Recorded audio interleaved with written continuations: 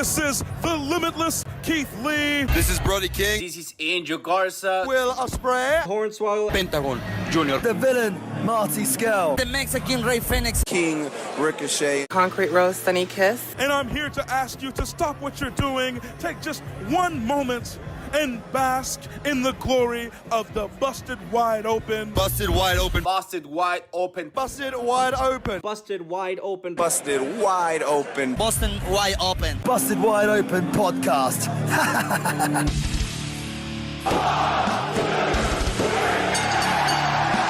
You're listening to the Busted Wide Open podcast, dropping the elbow on the hottest topics in sports entertainment and the world of professional wrestling. With your hosts, Nick Howell and Sir Ian Dangerous. Coming to you from the Orbital Jigsaw Network Arena in sunny Southern California.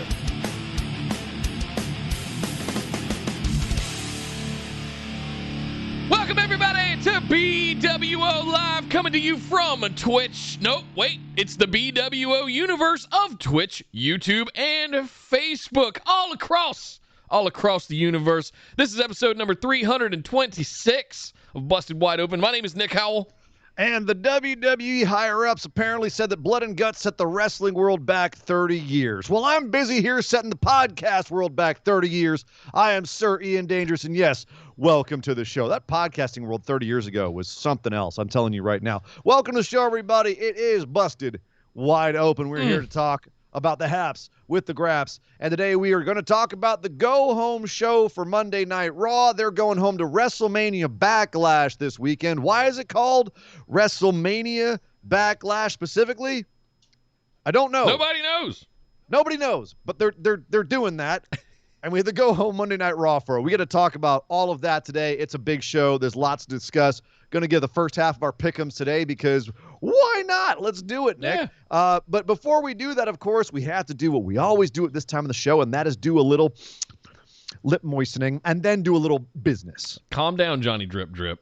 Calm down. America's Moist One. Yes, guys, linktree.com/BWO is the place to find all the links to all of our things. Make sure you subscribe to our YouTube channel. Follow us right here on Twitch as well so you get those notifications whenever we go live. We're also streaming over on Facebook now, so if you guys happen to want to watch either in the Busted Wide Open discussion group, promo, you should be in there.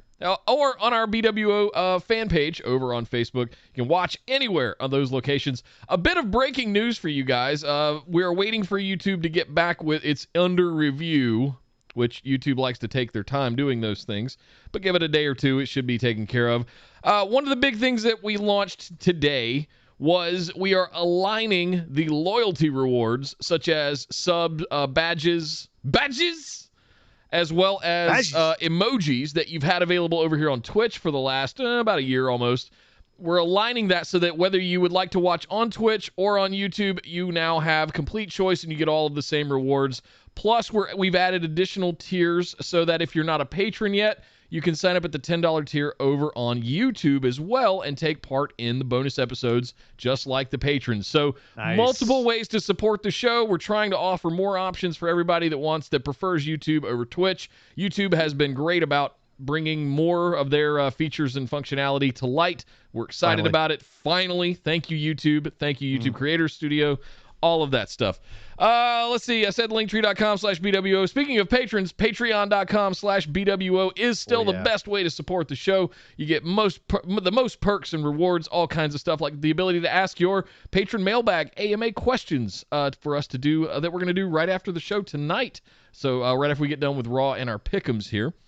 So head over to patreon.com/BWO. All you got to be in is that $5 tier. And hey, just like I was saying on YouTube about bonus episodes at the $10 tier, you can submit questions over on YouTube. Yes, all you have to sign up for is that $5 tier as well. There will be a post over there. So patrons, don't worry. You don't have to do anything extra. If you are not a patron yet and you'd like to do it on YouTube instead, that option will be there for you very soon. Lots of exciting stuff happening. I'm excited to be back into YouTube. I'm excited to see them get their together. What else we got here? That's about it. That's all the business. That's it. Nice. Linktree.com/BWO. Go like, follow, share, subscribe, do all those things. We love you guys for it. Let's not delay any longer, Nick. If the business is concluded, let's head over and talk about Monday Night Raw.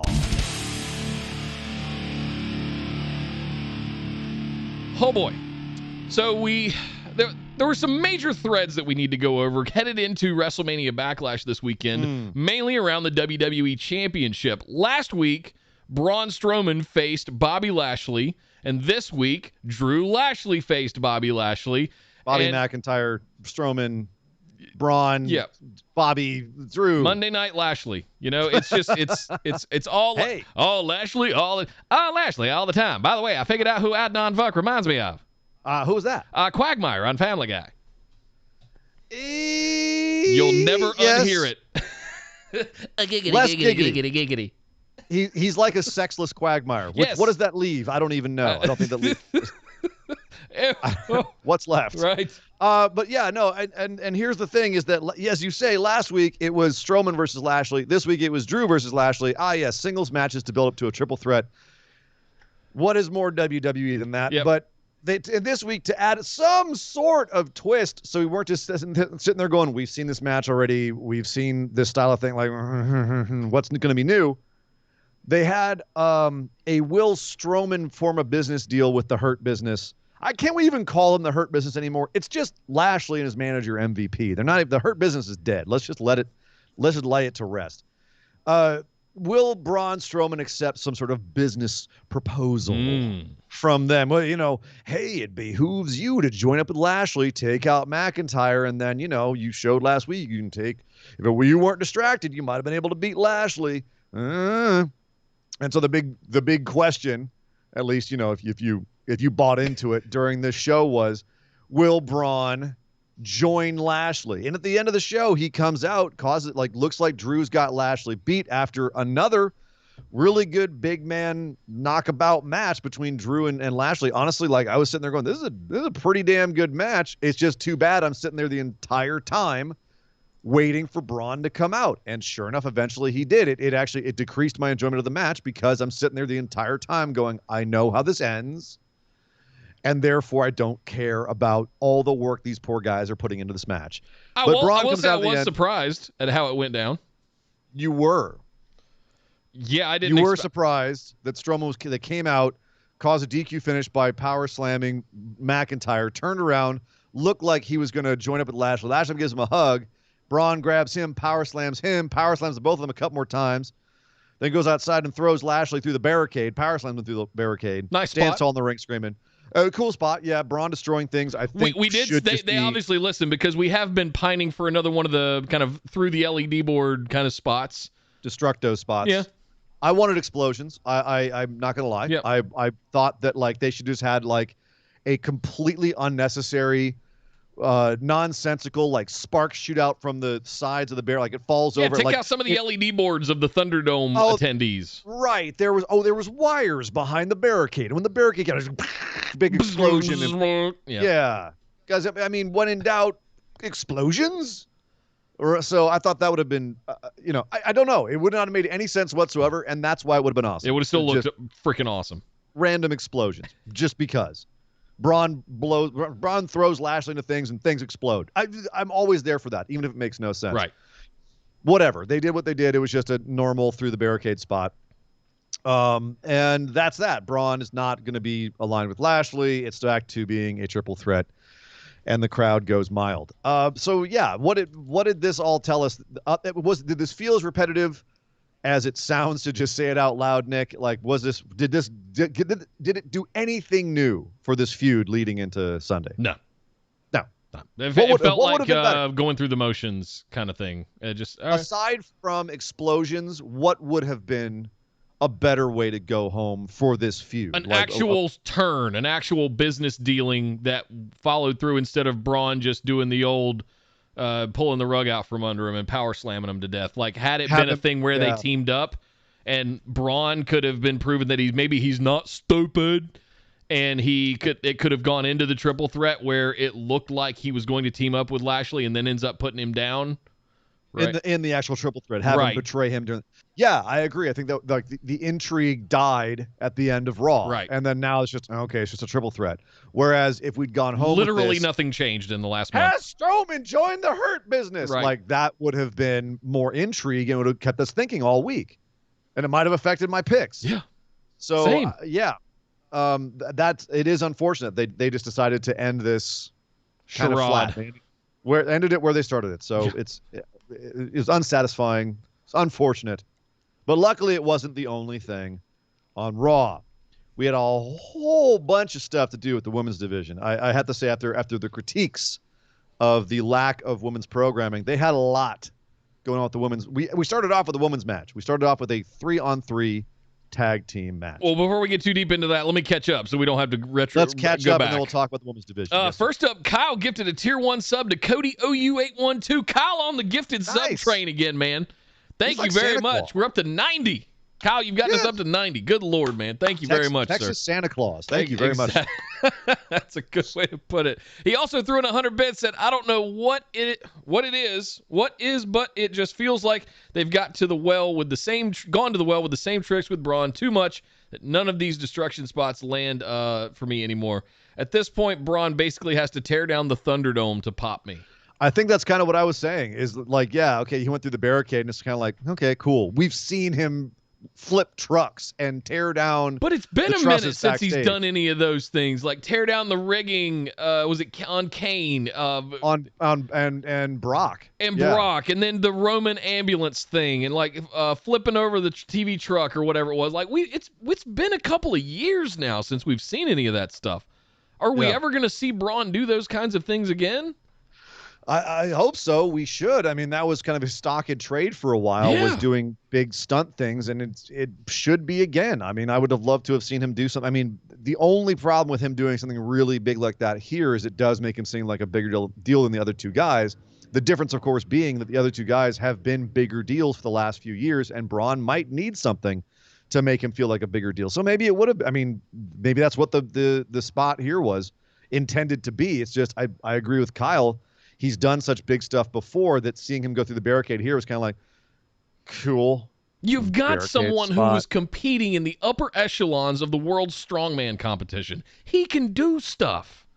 He can, but his body physiology has changed dramatically since then. I mean, he is in some ways smaller, but in some ways far more shredded. Like his composition is very different than what it was then.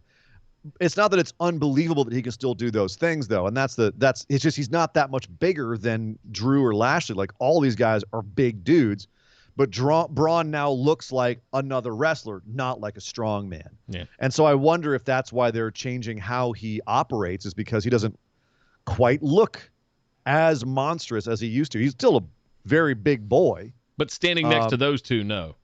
But yeah, he doesn't look as impressively different. So I'm kind of okay with that, because it means that we've got bigger dudes at the top of the card.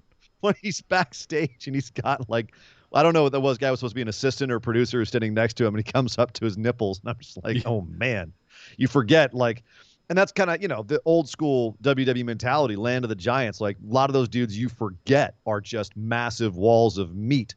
I remember the first time I ever saw Stone Cold in person, not realizing that that's a big boy, because he's standing next to other even bigger boys in WWE all the time. Billy Gunn. I had no idea Billy Gunn was 6'6". Yeah, massive. Because he just looks slightly bigger than everyone else in DX. X-Pac looked like a midget, and that dude is he's got an inch on me. So it's pretty wild to see, like, proper big boys get back in the WWE. But if you think about it, like classic WWE, these guys are just, I think, a little bit bigger than a lot of those classic WWE guys would be. Like, Big John Studd would tower over these guys. So it's kind of wild to see that. It's kind of the top of the wheel on Monday Night Raw is turning, as you say, Nick, back towards the big boys. I ain't mad at it. Which I know you're not mad at. Nope. This was fun. I'll admit, this was a fun way to end. It was not the way my wrestling. Nah. It's not the way I would have done it. I would have made it a little more interesting and built a little bit more suspense as we go into the pay-per-view. But I'm not going to lie. I had fun watching these three dudes beat the shit out of each other the last 2 weeks. I think that's the only saving grace. The only positive thing we can say about it is, at the end of the day, like, here's the thing. Any iteration of these three guys before WrestleMania, I was totally down for. Mm-hmm. I've kind of gotten burned out on it at this point. Yeah. They need to do something to get me excited again, because the repetition has just ground me into the ground. Yeah. with these three guys. But yes, as you say, like on paper, this should be awesome. Yeah. So thank you very much, Kyle, for the bits in the sub. thank you very much. But as we were saying with the women's division, sir, Asuka had 2 matches. She teamed up with the Sexy Muscle Friends again. I believe it's been the first time she's tagged with them since she named them the Sexy Muscle Friends. Dana Brooke and Mandy Rose. And then they faced off against Charlotte Flair along with Nia Jax and Shayna Baszler. Interesting little mix of people there. Interesting. Start off the night. You know how they do multi-person. It's like they looked at SmackDown and went, hey, that 8-person tag was, or 10-person, I guess it was on SmackDown. That 10-person tag was pretty fun. Let's do that on Raw. With the women. And the tag team men. They did it twice. Yep. They had big old multi-person tag matches. We'll put multiple feuds in the same thing and play them off each other. The interesting thing about this was not the dynamic between Asuka and Charlotte. In fact, Asuka and Shayna had most of the action. The interesting thing was that halfway through this match, we cut to the top of the ramp, and Alexa Bliss is up there with a nice head mic on, which allows her to talk through the building, which, you know, is kind of incongruous for a supernatural character. Right. She's sitting up there in her swing set with Lily on the other swing, and they both say that they've got their eye, or Alexa says they both have their eye on someone in this match. Ooh, spooky. And then she starts like giggling all creepy and everything. And then the match continues until at some point late in the match, looks like Shayna's going to get the victory. And then her legs go all wobbly because she gets hit with the voodoo. The voodoo, Nick. Hit with the voodoo. Poor Shayna Baszler. Poor Shayna. I have 2 gripes about this match. Sliding knee, pinned by Asuka. I wanted to like it. I'm really trying to get past my hangups on Nia. I'm trying to really let go of how they're just chumping the shit out of Shayna Baszler. I'm really trying. Right, left. 2 things. One, they could have done this voodoo stuff. It looked like her foot got attached to the ground, like she had magnetic boots on or something, and she couldn't get her foot up. I thought it was a good sell. I thought it was a good sell of like. At first, I actually thought she had some sort of like nerve damage because she sold it so well. And then I realized, oh no, she's selling something weird happening, and she doesn't know what's going on with her legs. And then she kind of collapsed. It was actually, I didn't mind Shayna selling, getting hit with the voodoo. What I did have a problem with was Nia Jax nearly dropping Mandy Rose on her head. I don't know if you caught that because the camera's kind of pulled away from it. But she had her up in a fireman's carry, getting ready to do a Samoa drop and was kind of wobbling backwards a little bit. I guess lost her balance. And Mandy Rose, I guess, was supposed to like jump out of it and counter it. And Nia just kind of let her go. Dumped her right on her shoulder. Could have landed on her head. That could have been bad. But it wasn't. Please get that woman out of wrestling. But I mean, seriously. Her body count is like, it's more than one hand at this point. Well, but only one of those people is no longer in WWE. Anyway, the bottom line is yeah, it wasn't ugly. There was a couple ugly spots in this, but the thing I want to concentrate on is the Alexa Bliss thing. Alexa's saying she's targeting someone. Last week she had Lily have eyes on Sonya Deville. She said that she's targeting someone in red. Sonya Deville was dressed in all red last week. But then again, so was Charlotte. Mm-hmm. And Charlotte was in this match. So, this made Charlotte lose, even though she wasn't involved in the finish. Charlotte's team lost, and then Alexa burst into laughter for the entire ending of the segment, which was absolutely weird.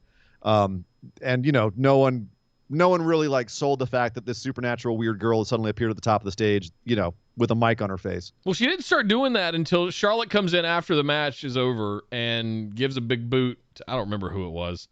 Maybe Asuka.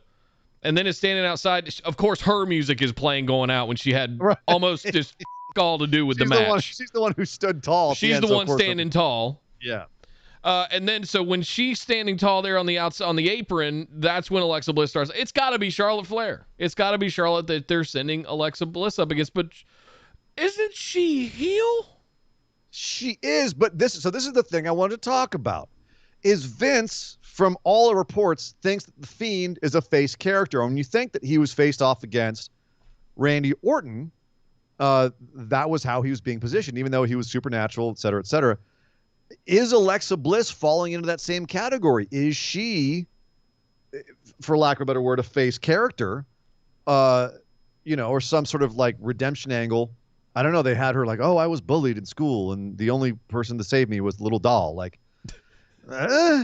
is it be a star supernatural edition? I don't know. And I wonder if, also, to be fair, it's 2021. Our conventional conceptions of heel and face is kind of breaking down. That's true. You can have heels going after heels. You can have Rhea and Charlotte facing off against each other. And Rhea's like, what is she? Is she a tweener? She's kind of a heel, but she's not a face. So, I think those conceptions are kind of getting broken down. And it would make sense that if Alexa wanted to take out somebody, take out Charlotte, who has made a big fuss about how she's the biggest thing on Monday Night Raw. She doesn't have a title. I'd rather Alexa go for someone who's a big target who doesn't have a title, and Alexa can't go win the title, because I don't want Alexa anywhere near the title. No. But having her do some sort of weird voodoo thing with Charlotte Flair, that might be a good idea. And if we have a triple threat coming up on Sunday, which we do, between Asuka, Charlotte, and Rhea, having Alexa figure into the finish where Charlotte has them, both of them beaten because Charlotte, and Alexa comes in to put the voodoo on Charlotte, well, at least it'll be an interesting finish. Where no one's really. That means then we're going to have to feud with. I see where you're going. Keep the title away from this. Keep the title away from it. And it works. It works better. And we had Charlotte again later. We had Charlotte going and whispering, pouring the poison pill into Sonya's ear backstage and saying, it'd be really great, Sonya, is if we had Asuka and Rhea face off before Sunday, just to settle their differences, of course, not for any other reason. And of course, when they're informed about this, both Asuka and Rhea are like, all right, yeah, we get it. Charlotte came in here and she wants us to beat the crap out of each other so that we're all weakened on Sunday. Fine, we'll do it because we just don't like each other. And we're all right, cool. So they go out and they start having a match. Pretty good, nice physical match between two of them. And then who should come out in a really awesome looking bodysuit but Charlotte Flair to sit ringside and make fun of Byron Saxton and get just lathered up by Corey Graves. She was fantastic on commentary. Agreed. She added a lot to the match. I think she did a good job of talking about the match and talking about Sunday. We've seen the match before, so this was a way to add another layer to the match, where so often I look at this, Nick, and I see like, okay, you couldn't make this match exciting. You had to bring somebody out to make it more exciting. The match was exciting. They needed something else to make this match have a purpose. I need JB here to weigh in on that bodysuit she was wearing too, because I just feel like a perv doing it. It was fantastic. I love that thing. Is JB in the chat? It reminded me of Aeon Flux.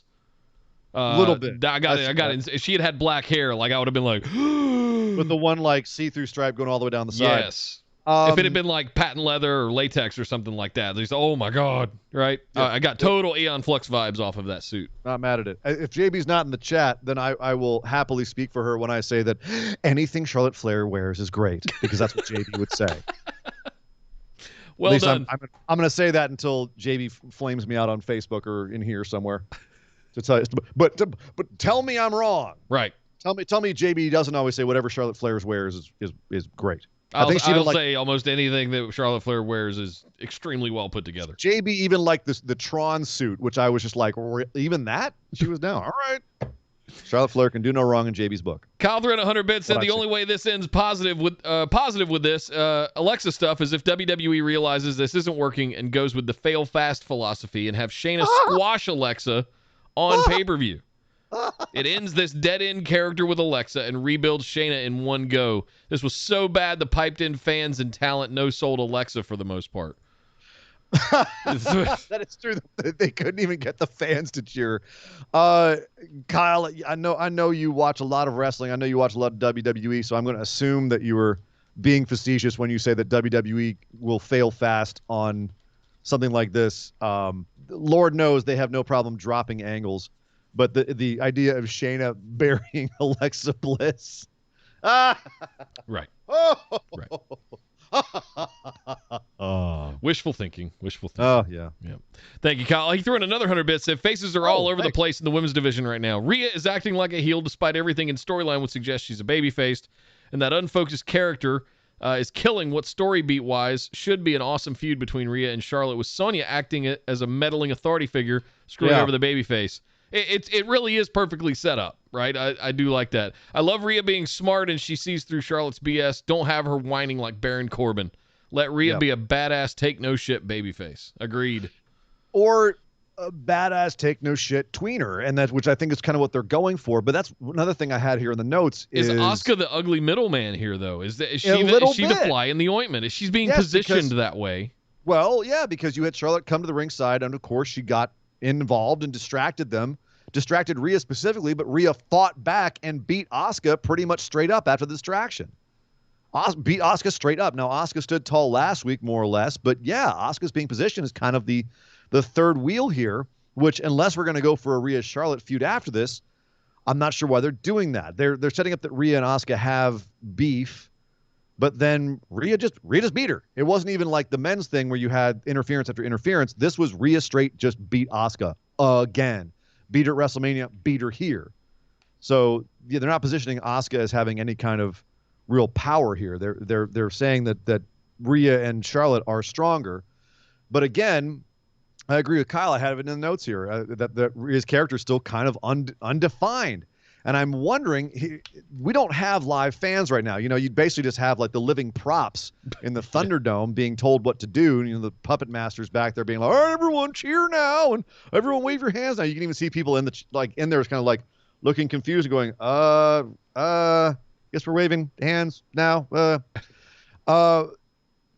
not getting a real life audience reaction here. And I don't know what an audience is going to do to react to Rhea, because I don't know what she's giving them to define how they should react to her.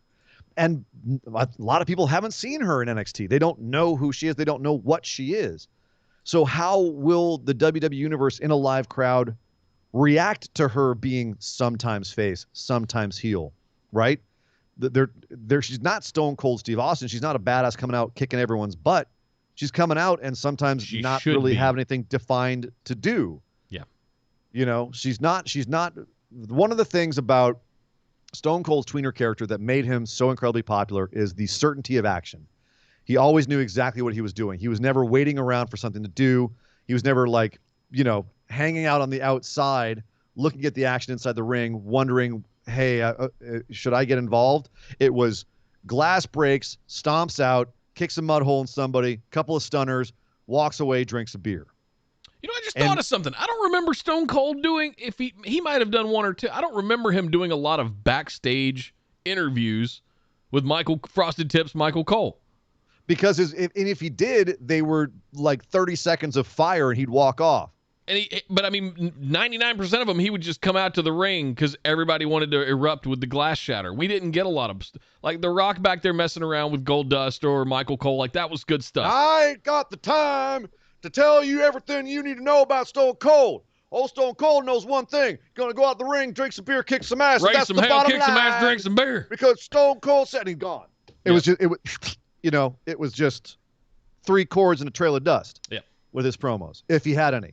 Until he started doing the bigger, longer skits about, you know, him taking over the corporate offices of Vince McMahon. Like, it was a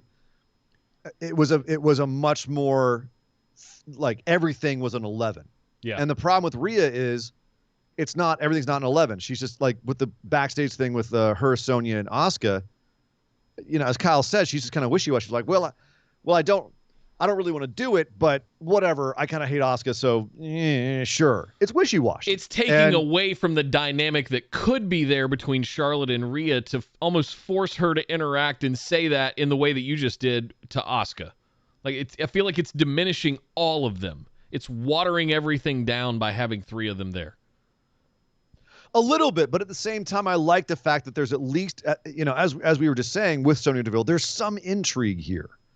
There's other things going on under the surface, right? Charlotte has an ace up her sleeve with Sonya Deville. She's still Charlotte. She's still a badass, but she's got an ace up her sleeve. She might be being targeted by Alexa Bliss. Asuka and Rhea have some previous beef. Like there's layers here. There's multiple different things going on outside just three people on a collision course, which is what you have in the men's division, which has no nuance whatsoever. Right. And they tried to add a little bit of nuance this week, and as soon as they put it in, they took it away. Yeah. So I can at least say that with the women's triple threat is there's other layers, right? Rhea can beat Asuka on a whim. Asuka is still freaking Asuka and can on any given Sunday can kick ass. Charlotte, she's a bit squirrely. She's got an ace up her sleeve, but can she pull it off against two of them? So there is a little bit more going on here. I would like more, but at least there's something. But again, I think the big issue is, as you say, Asuka, third wheel, Rhea, undefined. Charlotte. She's the only one who's really got a really strong character choice direction right now, and multiple layers of things going on with Sonya Deville and Alexa possibly coming after her. So yeah, need more of that with Rhea and Asuka. Give us more. We gonna catch up at all, or are we looking good? No, we're looking good. I almost did a Ryback feed me more, but I won't do that. Oh no. We let that go. Oh, Ryback. Let that go. Oh, Ryback. Remember when Ryback was a thing in WWE? Back in the days of 3MB. You know who else was in 3MB? Jinder Mahal. And Jinder Mahal is back on Raw. Don't hinder Jinder. Don't hinder the Jinder. He was on Main Event last week. He had a match with Jeff Hardy where he pinned him with the Colossus. And he's come back on Raw to get some fresh competition. So, of course, he faced Jeff Hardy, and he beat him by using the Colossus. Oh, WWE. Never change. I'm not mad at it being Jeff Hardy, but I wanted it to be, if it's going to be a squash, put somebody out there that's an actual freaking squash. Like, I know Jeff Hardy's seeing his later years of his career. We're probably seeing the last few years of Jeff Hardy's career. And I just don't want that to be what he's remembered for. Well, and that's one of the things I wanted to talk about in this is Jeff Hardy. Well, let's get to Jeff Hardy in a second. Okay. Because this was essentially a glorified squash. Jeff did not get a ton of offense in. This was Jinder coming back and beating the crap out of poor Jeff Hardy. After an introduction segment, hi, I'm Jinder Mahal. Yeah, we're backstage, and he said, like, hey, remember me? I'm Jinder frickin' Mahal. I was the WWE champion. Remember then? And I had those two little guys, the Bollywood boys. Yeah. Well, I'm back, and they done growed up. Yeah. Because now I've got these two guys, Veer and Shanky. Basically, it's Indus-Share 2.0. Yeah. Because Indus-Share had to get broken up because Saurav Gurjar tweeted out a picture of Keith Lee winning the double titles in NXT, and he's being punished for it. So instead of Saurav, we've now replaced him with this dude Shanky, who's 7 feet tall with a head like a 2-year-old, and he's a former accountant who was trained by the great Khali. I mean, that's a career change. The dude's 7 foot tall, and he's got my body type. I don't know if the dude's done a sit up in a few years. I mean, he's got some pretty built arms, but yeah, Jinder's got to take that boy into the gym with him. But we saw him at the India event. We saw him do some work. He's actually pretty good in the Riverside House Show. No. When WWE went and had the house show in India a couple months ago. Oh, that. Yeah. Yes, at the Superstar Spectacle, I think it was called. Shanky was there for that. He's pretty good. Just still, guy looks like he's a green as a field of grass. He's got this faraway look in his eyes when he's standing there. At least we're calling him Veer now. He at least looks like he's seen some shit. You know what I mean? He was a massive baseball star, so he's seen some shit. He's got a great look to him, but they got to unify their look a little more. Yeah. The thing is, they're both big dudes. Jinder went from having like two little Randy Orton, victim candidates to having two just massive dudes. And Jinder's not a small guy. Remember, Jinder is like Drew McIntyre height, not quite as wide, but he's a big dude. And Shanky towers over him. And Veer's not much smaller than him. So it's Interesting new build. Yeah, here he's been for out Jinder. feeding the Bollywood boys testosterone and cocaine, and they've just been hitting the gym, right? Testosterone and cocaine. I'm pretty sure Shanky has not seen the white stuff ever in his life. That guy, he looks like he's just gotten off the baby formula. Right. But yeah, so Jinder came back. He's got two big boys with him, and he beats the crap out of Jeff Hardy. Okay. All right. Now, I know Drew wants to face Jinder for like a top title or have a big feud. Do you see like Jinder going that high, or is he like perma mid-card guy? I will say this. It made me rethink how I thought the men's triple threat would go down for the WWE Championship based on Jinder coming back at the time that he did. Had he come back next Monday, yeah. But me seeing him now makes me go, huh, are they going to put it back on Drew so that he can go have the Jinder feud? You know what's funny is that, everyone kind of, I mean, he's become almost like an ironic meme in a way where everyone's kind of like, oh, Jinder. We love Jinder. In all earnest seriousness, Jinder has a lot of upsides. Totally. The guy has great facial expressions. He genuinely has a good presence to him. He looks like a champion physically now that he's just all shredded up and everything. Say what you will about what he did to get there, but he's been there now for a few years. The dude is in great shape. He just has such an expressive face. There's a lot of upside with Jinder. I truly believe that Drew McIntyre could get a good feud out of Jinder. I'm going to throw that like as completely dead serious as possible. I truly believe that you can get a good feud with Jinder out of him with Drew. Completely agree. Whether it should be for the championship is a whole other thing. I think the crux of it would have to be on some history. They'd have to tell the story of 3MB. They'd have to tell all of that. And it's sitting right there on a silver platter for them to pull from and make it something that's meaningful. And I wouldn't be mad at it. No, I think everybody would really enjoy that. I don't think they're going to do it, though. I don't think everyone would enjoy it. I think a lot of people would be like, oh, God, Jinder, what? Oh, no. You mean the happy, smiley guy from 3MB? No, he's the serious one, Nick. Remember, he's the serious one. Right.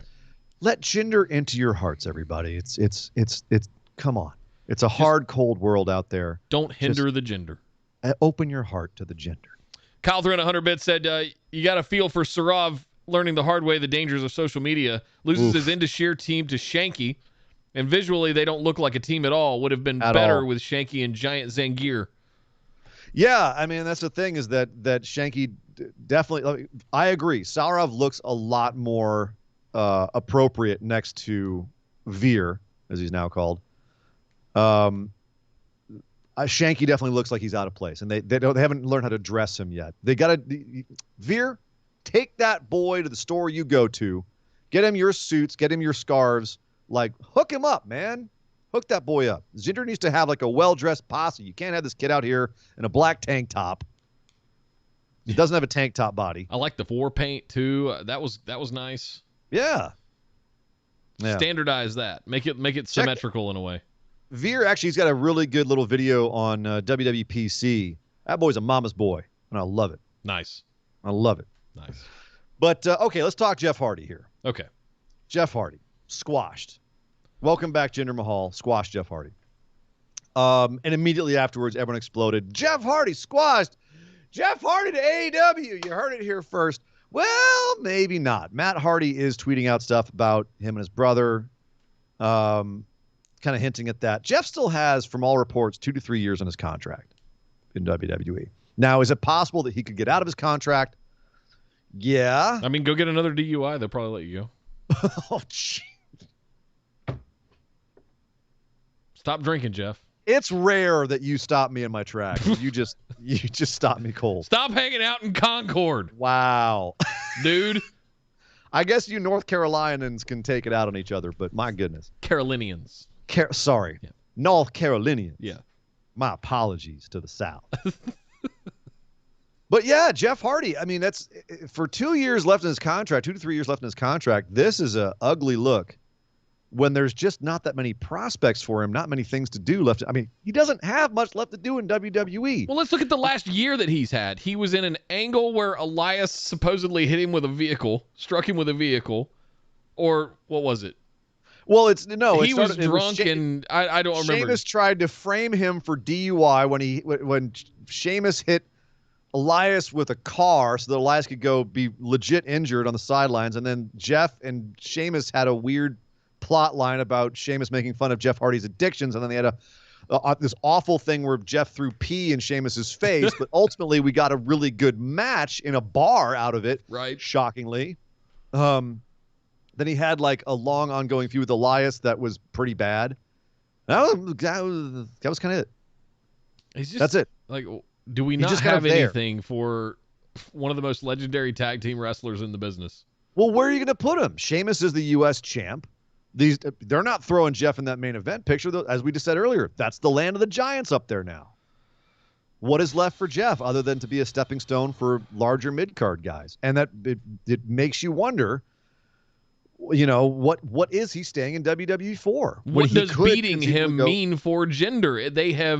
They've diluted his equity so much that it really doesn't have the impact that it would have had 10 years ago if you would beat Jeff Hardy like that.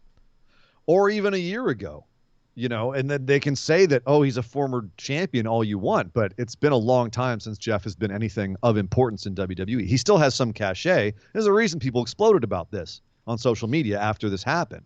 He still has some cachet, but this is very indicative of what WWE thinks of him right now. You're a stepping stone. Okay, and if that's what he's going to be for the next 2 years, that's fine. But if I were Jeff, I would be looking at getting out of my contract and going somewhere where I could actually go out and have some matches that made me look good, as opposed to just going out and being squashed to get somebody over. I mean, you know what? I don't want to speculate too much on it. I mean, if these are the twilight years and he's doing favors and putting over other guys over, going out on his back, that's fantastic. That's great. But I mean, that kind of needs to be communicated a little bit. Like or at least give us an impression that that's what's going on here. That's Jeff Hardy. That's what this was. This is the impression. This is them saying, without saying that's what we think of him now. Jeff Hardy's in the twilight. Yeah. That's what I feel like this was. Okay. Got to do any catching up? Yeah, we do. Kyle Thread 100-bit said, Jeff in that match was moving rough like Matt has, and unfortunately he doesn't have near the character work of Matt to overcome that shortcoming. I can kind of understand why WWE is hesitant to feature him from a work and a character perspective, maybe feud him with Angel Garza or Cedric after Shelton. Yeah. Yeah, lower mid-card. Yeah. I agree. And you know what? He'll be losing to those guys too, because they have more time left on their clocks. And WWE wants to do more with them, and I'm pretty sure they have the feeling Jeff's out of there as soon as he can too. And he's kind of become the 5 moves of doom guy. He's got his handful of moves that he does every single match. It's like a recipe.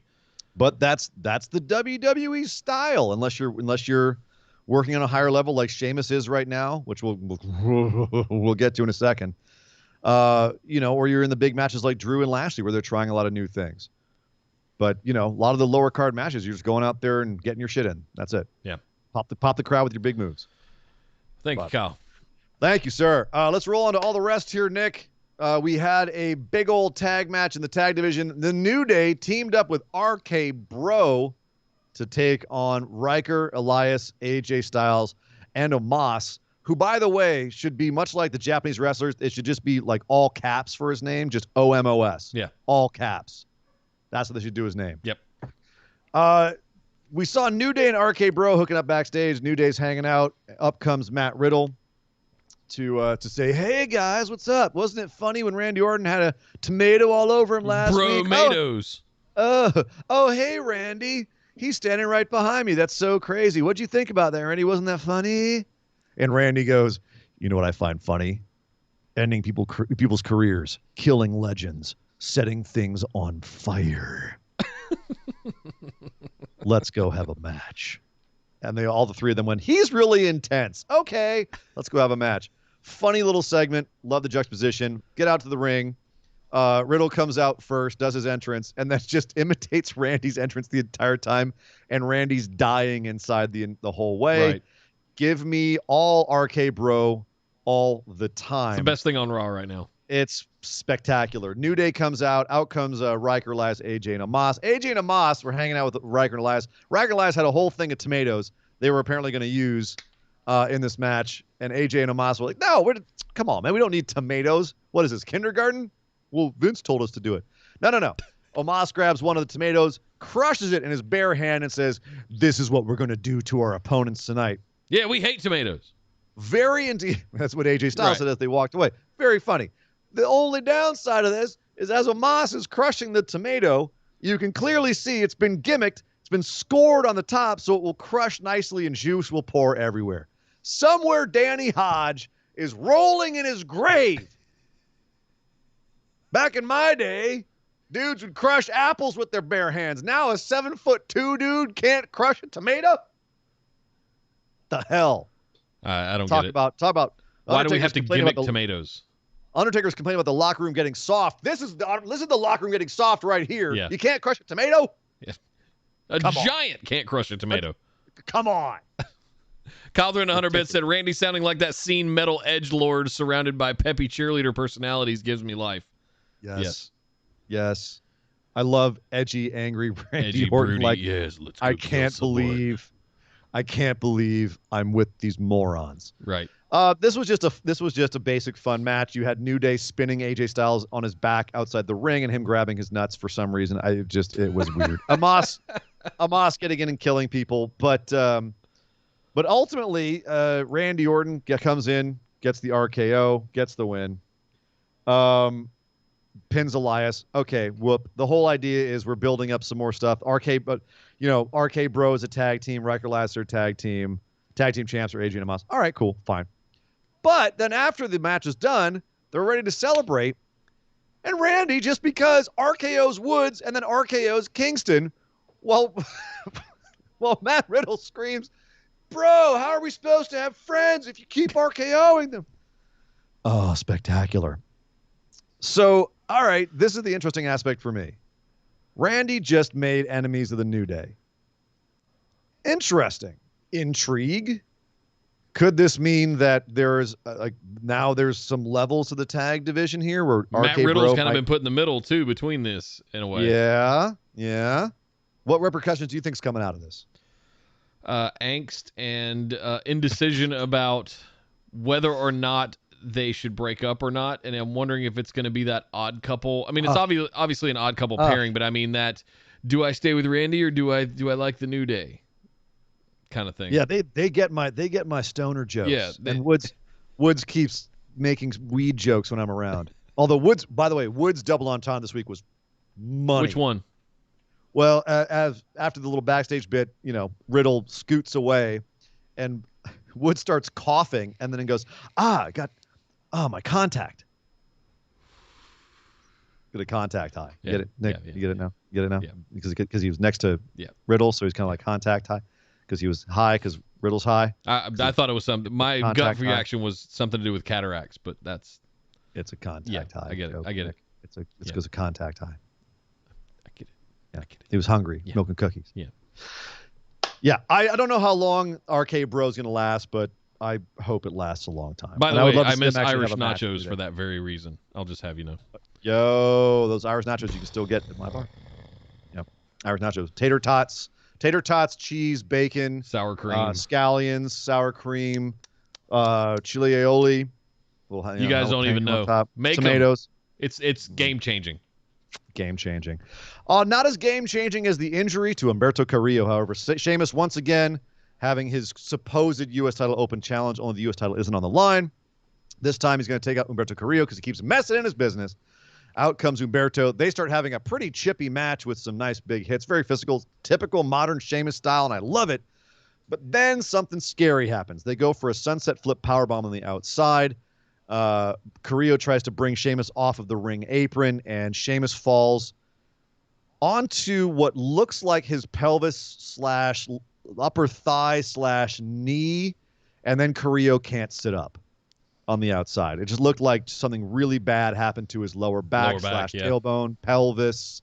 It was bad. He immediately started throwing the cut sign to the camera and just like anyone who could see him, like things are bad, something's wrong. Ref called the match. They called off. I'm the glad match they called it. I'm glad they stopped it. You know, it's very rare that happens, and I'm glad that they made the right decision there. That was really scary because he couldn't move his legs.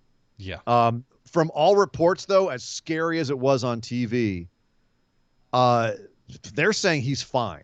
Like Meltzer's reporting he could wrestle again right now. So Lord, who knows what it was, if he just gave himself a really bad lower back stinger or if he just twisted his pelvis out of joint or something. I mean, I've fallen on my coccyx before, or tailbone, and that is pretty immobilizing. Especially when a 260-pound man falls onto you as you're falling on your coccyx. Yeah. That's no bueno. Breaking news. We're going to get an injury report here from BWO official Keiko. Keiko. Keiko. Yes. She was bringing it, but she tried to run back out. Keiko, come here. Keiko apparently getting some information from the back. Yes. Oh, well. You can never trust these WWE officials, man. They're kind of squirrely like that. Come here, Keiko. Yes. You guys remember this puppy, right? The little tiny puppy that was the size of your head? Yes. Oh, dear God! It's not a puppy anymore. It's a fully grown dog. Oh, my God. Speaking of testosterone and cocaine, what have we been feeding this dog? Mother of Buddha. She's a big puppy. So you wanted to weigh in on the injury angle for Humberto Carrillo? Keiko, what is the current status of Humberto Carrillo? Will he be back, and will he face any repercussions from WWE for being injured and calling the match, much in the way that, for example, the original Sin Cara faced repercussions? Do you think that's going to happen there, Keiko? Tell him. No? No? No, apparently not, no. Okay. Well, thank you, Keiko, for your input. We appreciate you showing up. Hopefully you'll have more to say next time that you appear on the show and are 500 pounds. That is a dog, ladies and gentlemen, and she's 4 months old. Oh my God, that's the last time she's getting picked up on this show, I think. Yeah, Esther's to the point where it's all she can do to carry her at this point. She's in excess of 30 pounds already at 4 months old. It's gonna be a big dog. She's already a big dog. Question: what did you think of Sheamus's promo before this match, where he called out Adnan Virk for being out of his depth? Newsflash. Of all the things that they left off the Hulu edition, this was one of them. Really? This entire thing was not on the... And I'm wondering if they pulled it because... I did go back and watch the match because I heard it was good, and I heard about the injury angle, so I went back and watched it. I'm wondering if they pulled it off the Hulu edition because of the injury and the ref stoppage at the end. Yeah, I didn't get to see the promo, unfortunately. So Sheamus, before the thing, it says like, oh yeah, Adam Pearce, he said, go out there, be like the people before you, the legends who came before you, and give a match to anyone who comes along. I'm not doing that. No, I'm doing my own legacy, my own thing.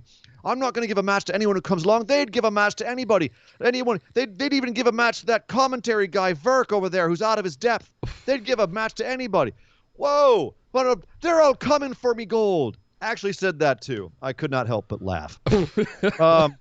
Sheamus is a leprechaun, confirmed. It's all I could think of. They're always coming after me gold. After me lucky charms. Jesus, Sheamus. So yeah, but it is very unfortunate with Carrillo. It is one thing I worry about because WWE has a history of being a little bit punitive if you get injured, and Carrillo was just getting to the point where it looked like they were giving him an opportunity to go out there and show that he's got some stones and be edgy and be gritty and face a guy, like get his ass kicked by Sheamus. And, can you go out there and look like a fiery babyface, which is what Vince loves that. If you can go out there and be a badass, Pitbull like AJ Styles. He didn't believe in him until AJ Styles went out there and acted like a Pitbull in matches. This was the Pitbull opportunity for Carrillo. He's been nailing it for like 3 weeks straight. He has. But are you a pit bull to Vince if you go, my legs don't work? And, is Vince going to be like, yeah, you're back in the day, pal, you'd have just wrestled through that with no problem. I busted both my quads getting in, and did it stop me? I'm wondering if it's just a bone bruise. I sat in the ring and yelled at people. I've had a bone bruise before. Those suck, like super deep subdermal, like big time muscle bruises. I got hit with a baseball in the thigh. The inner thigh, and it was a line drive, and it did not feel good, and it turned every color of the rainbow, and it sucked for about 3 months, but nothing broke. I didn't have to get any stitches. And nothing you can do but I couldn't work out. I couldn't play. Yeah. Right. I'm just talking about I mean, it sounds like that's Carrillo's case where he's fine. It's just probably, not happy, but fine, which thank goodness. But I do wonder if calling this match is going to have repercussions. Yeah. So we will see. Yeah, we'll see. Damien Priest. Hang on. We lost it catching up. Yo. Let's see. Andy Jessup threw in 100 bits. What's up, man? What's up, Andy? Said Matt Riddle became Randy's life coach and is the funniest thing ever. It's amazing. Oh, Matt Riddle becoming Randy's life coach. Got it. Yeah, it's amazing. Kyle threw in 100 bits. Said when Sheamus landed on Carrillo, I thought he landed right on that hip joint and popped out his femur or deep hip bone bruise. Yeah. It's probably like some sort of pelvic bruise. There's all kinds of number of things that could have happened. Just his reaction to the injury was terrifying. Yeah. It truly did for a second. It looked like he'd broken his lower back because his legs weren't moving. Yeah. And he was freaking out about it. You could tell he was scared. Thank you, Kyle. And Andy threw in another 100 bits. Said, damn, you can saddle her up and ride Keiko in the Belmont next week. Belmont Steaks next week? That's awesome. Yeah. Just got to give her a couple of those horse juice drugs because apparently you can still win the Kentucky Derby even when you're juiced up these days. Right. Horse drugs, whatever they call them. Yeah. Oh, them horse junkies. Yeah. Junkie horses winning the Kentucky Derby. What is going on? 2021, I tell you. Oh, thank you guys for all the bits. Appreciate it. Thank you very much. Speaking of big hosses, Damien Priest is a big hoss, and he got himself a stipulation in his match with John Morrison. Yes, we had a John Morrison-Damien Priest match last week, but that was only set up for this one, where Priest says, hey, I'll take John Morrison again, and Morrison goes, okay, cool. Well, how about this? If you beat me, then you can pick the stipulation on Sunday for your match with The Miz. If I win, we get to pick the stipulation. And Miz is like, what are you doing, dude? And Morrison goes, I'm ensuring that we can get the stipulation on Sunday. Which, of course, pride cometh, Nick, before the fall. Yes. The definition of hubris, Greek tragedy. Obviously, WWE writers have read lots of Aeschylus. So this is what we're working with here. Morrison and Priest go out and have a very fun match. That's a lot of long legs flying around in this match. A lot of capoeira and flying around from John Morrison. Some very cool big kicks from Damien Priest as well. Really enjoyed this match, but of course you knew at some point The Miz was going to get involved. And sure enough, little shithead outside running around being annoying, bothering the ref, bothering Damien Priest. Bothering commentary. Bothering everybody. Being what Miz does best, which is obnoxious. That little fly that won't get out of your ear and you can't. Yeah. That's The Miz. Yeah. And you end up slapping yourself in the head and you can't hear for an hour. Yeah. Right. I like that you have experienced it. Yes. Yeah. A lot of skeeters here in the South. Oh, I'm sure. I'm sure, Daddy. I'm sure. Yeah. But at the end, the Miz's shenanigans were his own undoing. Again, we had the same ending as last week where Damien Priest gets rolled up. Miz is busy distracting the referee because he thinks that Priest is pinning Morrison, but Morrison reverses it. So the ref doesn't see that, gets over in time to count 2, but Priest gets out, and then does the hit the lights on Morrison, 1, 2, 3, and Morrison loses thanks to Miz. Miz tries to get in to take out Priest, but Priest chases him off and hits another hit the lights on Morrison just for good measure. And then says to Adam Pearce backstage, Miz is always trying to run away. He's going to get what's coming to him on Sunday. It's going to be a lumberjack match. A match that Miz should probably be particularly afeared of, seeing as that's how he lost his title. Afeared? Afeared. I like that word. Afeared? I like You've that. never heard afeared? You're from the South. No. We ain't all stupid. Afeared is not stupid. Afeared is a sort of a word. At any rate, what do you think of the lumberjack match, Step? What do you think? Well, first, 2 questions. Lumberjack match and how much longer do Miz and Morrison last? Do they go into a feud afterwards or they just go their separate ways? I would love to see Morrison get a singles run. Put him in the main event, The main event? I mean, send him up. Best thing you're going to get. I can't do a main event. Best I can do for you is a U.S. title. I'm not seeing main event. Not yet. I can't sell that. Not with who's at the top of the card right now. No, that's exactly. Do I think we potentially have Miz versus Morrison for SummerSlam lining up? Potentially. Yeah, I'd be down with that. They're good buddies, man. Yeah, I think that could be a really fun build and match. and have that be one of the top matches that go on at SummerSlam. It could be fantastic. How long? I think it could be a minute. And then split them up in the draft. Sure. Have them go to different brands. Send Morrison to SmackDown. He would do real well over there. Oh, man. Him against Big E for the Intercontinental or Apollo Crews. Him against Aleister Black. Oh. Him against Murphy. Him against Seth Rollins. Him against that would be a land plenty for John Morrison. Lumberjack match. I dig it. We hadn't seen one of those in a minute. Let's since the Miz lost his title like 2 months ago. But hey, it's. I like those. I like lumberjack matches. It always devolves into chaos. There's an opportunity for Morrison to get his pound of flesh in that kind of stipulation as well. I'm good with it. I'm curious who the Goon Squad will be, because Priest did say, bring people from Raw, bring people from SmackDown. Don't care. And of course, it's going to be everyone who doesn't have. It'll be the 24/7 championship squad. Yeah, pretty much. The Goon Squad. Yeah. Speaking of which, Shelton Benjamin and Cedric Alexander, they're on a breakup angle, much like Miz and Morrison seem to be about to be. And we had a match between the two of them, Shelton versus Cedric. Cedric beat down Shelton for most of the match. Then he started getting a little too fired up, was yelling at commentary, was yelling at the ref, saying how great he was smashing Shelton in the face.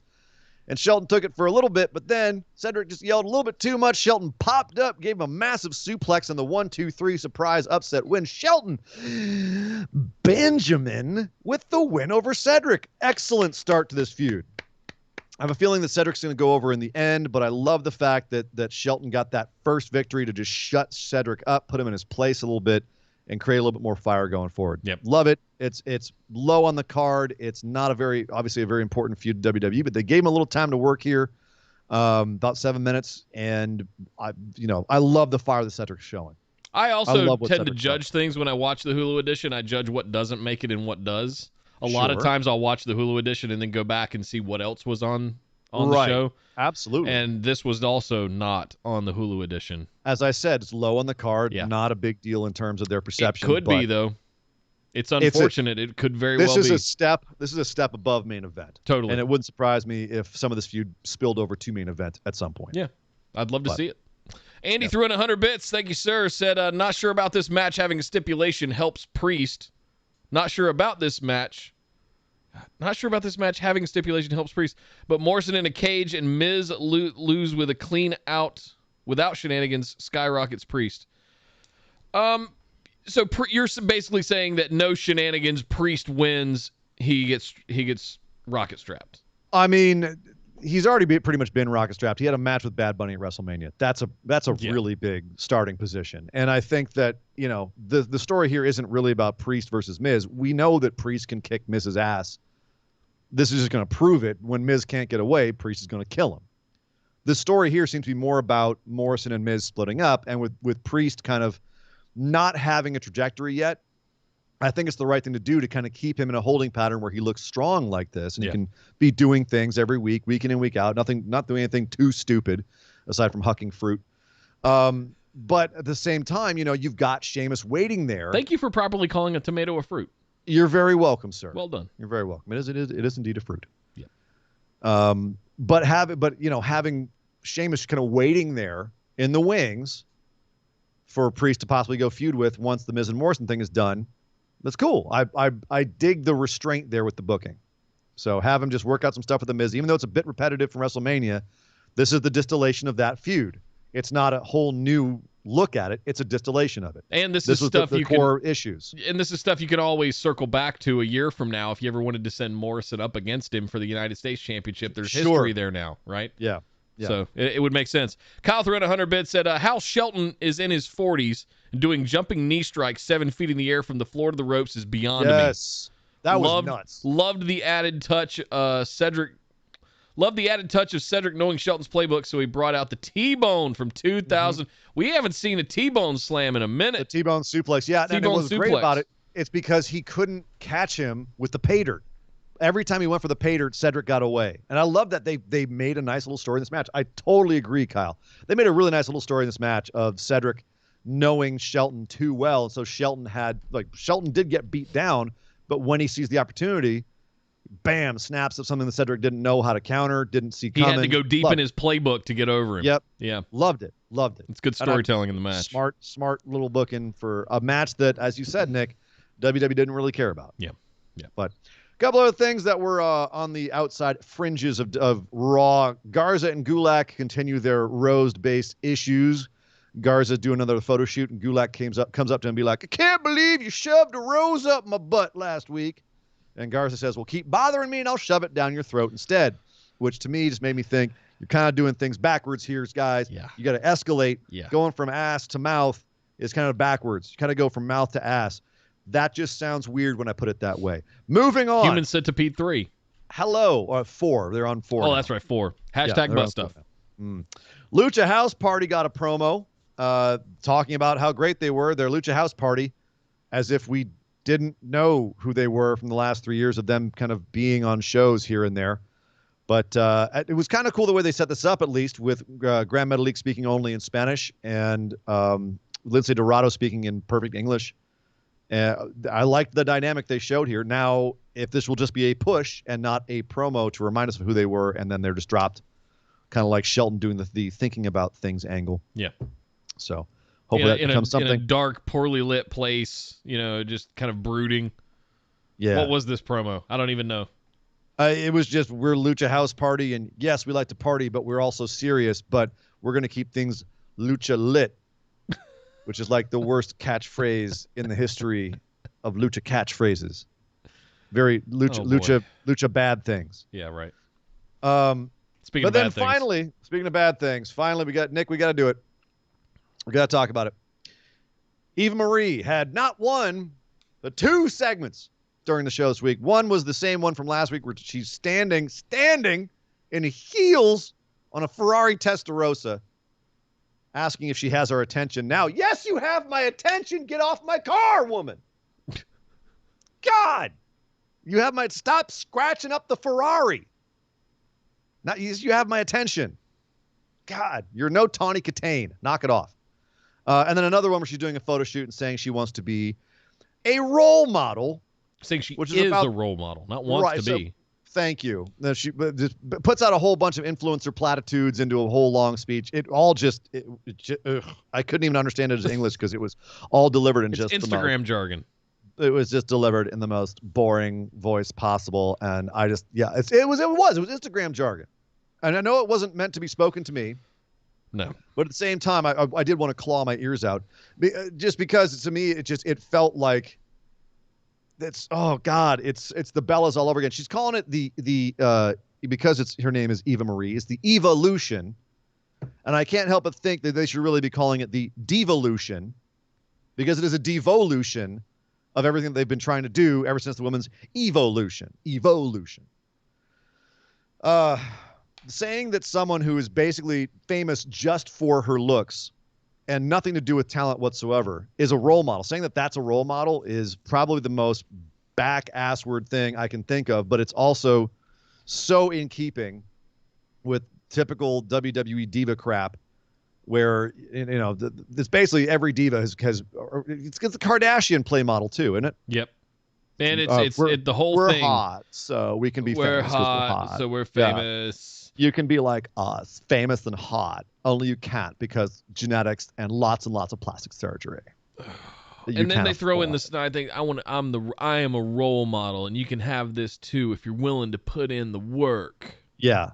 No, that is not the No. Ladies and gentlemen, I'm going to say this right now. If you're telling your children to look up to Eva Marie as a role model, you are a bad parent. Yep. Full stop. Full stop. If you look up to Eva Marie and say, well, she's confident, I want to be confident like her. There are lots and lots of women who have a ton of confidence who I can recommend you to that aren't vapid supermodels who have tons of plastic surgery and looks you can never hope to achieve because they're not real, and a whole fake life and a fake personality and no talent. I've got other people you can look at if you want a role model. Yeah. She is not a role model. Stop it with that crap. If you want to bring her in because you think it's going to do good business for WWE because of her influencer shit and all of her followers, and you want to have her be some sort of pretty little hood ornament on your company, that's fine. But giving me that bullshit just makes me insane. Yep. So that rant over. Yep.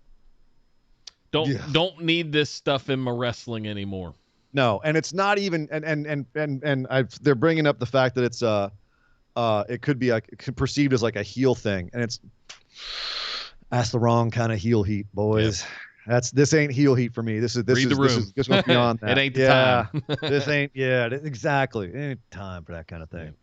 Kyle threw in 100 bits, said Lucha House Party getting a vignette felt like I was in a Bizarro Raw in a good way. Felt like something that was made for NXT, and it actually made Lucha Lit seem cool. Hopefully they follow through with this push. That's what I was saying. Like it looked like a brooding, like we're serious now.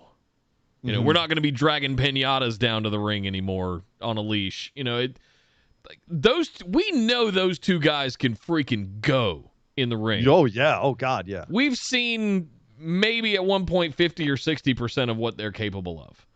Like if you turned these guys loose as a tag team, it would be near impossible to not have them be champs. They're really good.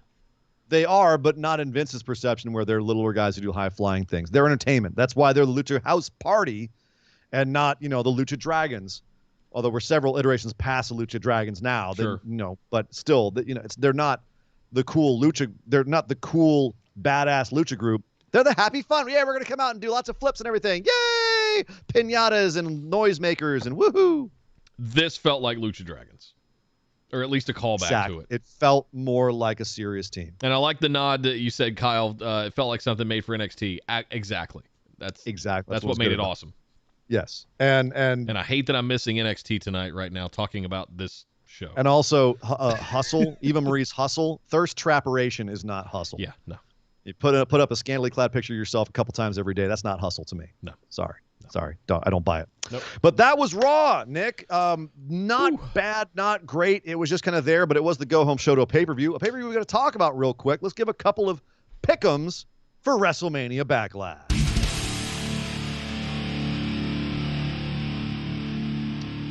All right, so we'll recap these picks on Friday when we do the Friday Correct. show before we do the rest of our pick'ems there. But we kind of just wanted to get a jump on this. We know about, 3 or 4 matches right now? 3. So we're doing the 3 Raw match. We're doing all the matches we know from Raw. Yeah.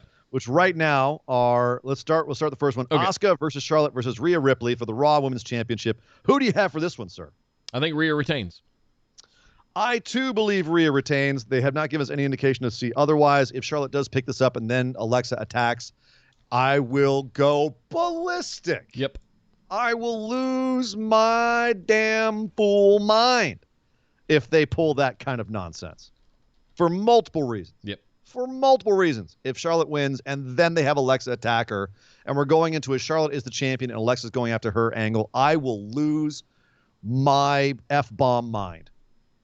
You've already spent all of yours this year. I have. It's killing me. I might need. Oh no, Nick. That you're right. That's right. If Charlotte wins, I won't be able to use any. Oh God. I'll have to FedEx you a. You know what? When I'm giving my recap of the match, if Charlotte wins, just be over there like hitting that thing like Morse code. Yeah. Because you're gonna need it for what I'm gonna say. It'd be like Kyle in the South Park movie. You know what you are? You're. Yeah. Yeah, exactly. Exactly what it's going to sound like. Rhea is absolutely going to retain here. Charlotte's going to go off and feud with Alexa. That's fine. Yes, God. Please, God. Damien Priest versus The Miz in a lumberjack match. Priest. Is there any way Miz pulls this out? No. I agree. No, it would make no sense. There would be no logic to it. There would be absolutely no reason for it. It has to be Priest. Drew McIntyre versus Bobby Lashley versus Braun Strowman for the WWE Championship. Do we see an upset, or does Lashley retain? This is one I think could change hands.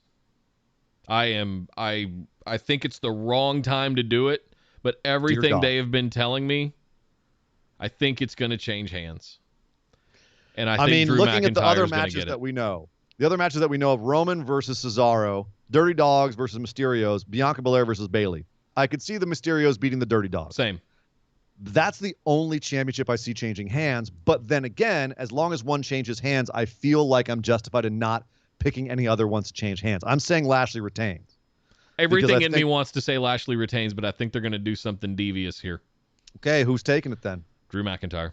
Whoa, back on Drew, huh? Yep. All right, you're locked in. There it is. We'll come back to those. We'll recap those on Friday when we're doing the rest of our pick'ems. But right now, that is what Backlash looks like. I can't say that. I think those matches will all be good matches in the moment, but they're going to have to. Those video guys are going to have to do their work again. They're busting their ass this week. Oh my God, they're earning their paychecks this week. But so are we, Nick, because we are about to do one more segment on the show, and it's a little something that we like to call our moment of positivity. Mop, mop, mop, mop, mop, mop, mop, mop, mop, mop. The mop, the moment of positivity. That's right. It's time on the show. We think back the last few days of wrestling, or in this case, just Raw, and say something that made us happy, that made us smile, something, turning something positive, something we can take away that we can be happy about and share that happiness with all of you guys. So hopefully we can go back out into this world with some joy in our hearts and smiles on our faces. So, Nick, what was your moment of positivity from Monday Night Raw? Tough. I think I'm kind of excited that Jinder Mahal's back. Okay, you stole mine. That's fine. Take it. Go for it. Talk about Jinder. Especially with the fact that we got sort of Indashir 2.0 going with him, kind of an Indian AOP kind of thing here, little vibe. And I like that. I'm curious. I'm bothered by the fact that they had him squash Jeff Hardy basically. And I'm curious, the reason I'm picking the reason I'm picking Drew McIntyre to win is because I think Jinder might be next. Which makes me wonder, what are they doing with Braun and Lashley now? Maybe they go have a feud again. Maybe. Yeah. So I reserve the right to change my pick on Friday on that one. Jinder. Jinder looks great. He's leaned up a lot.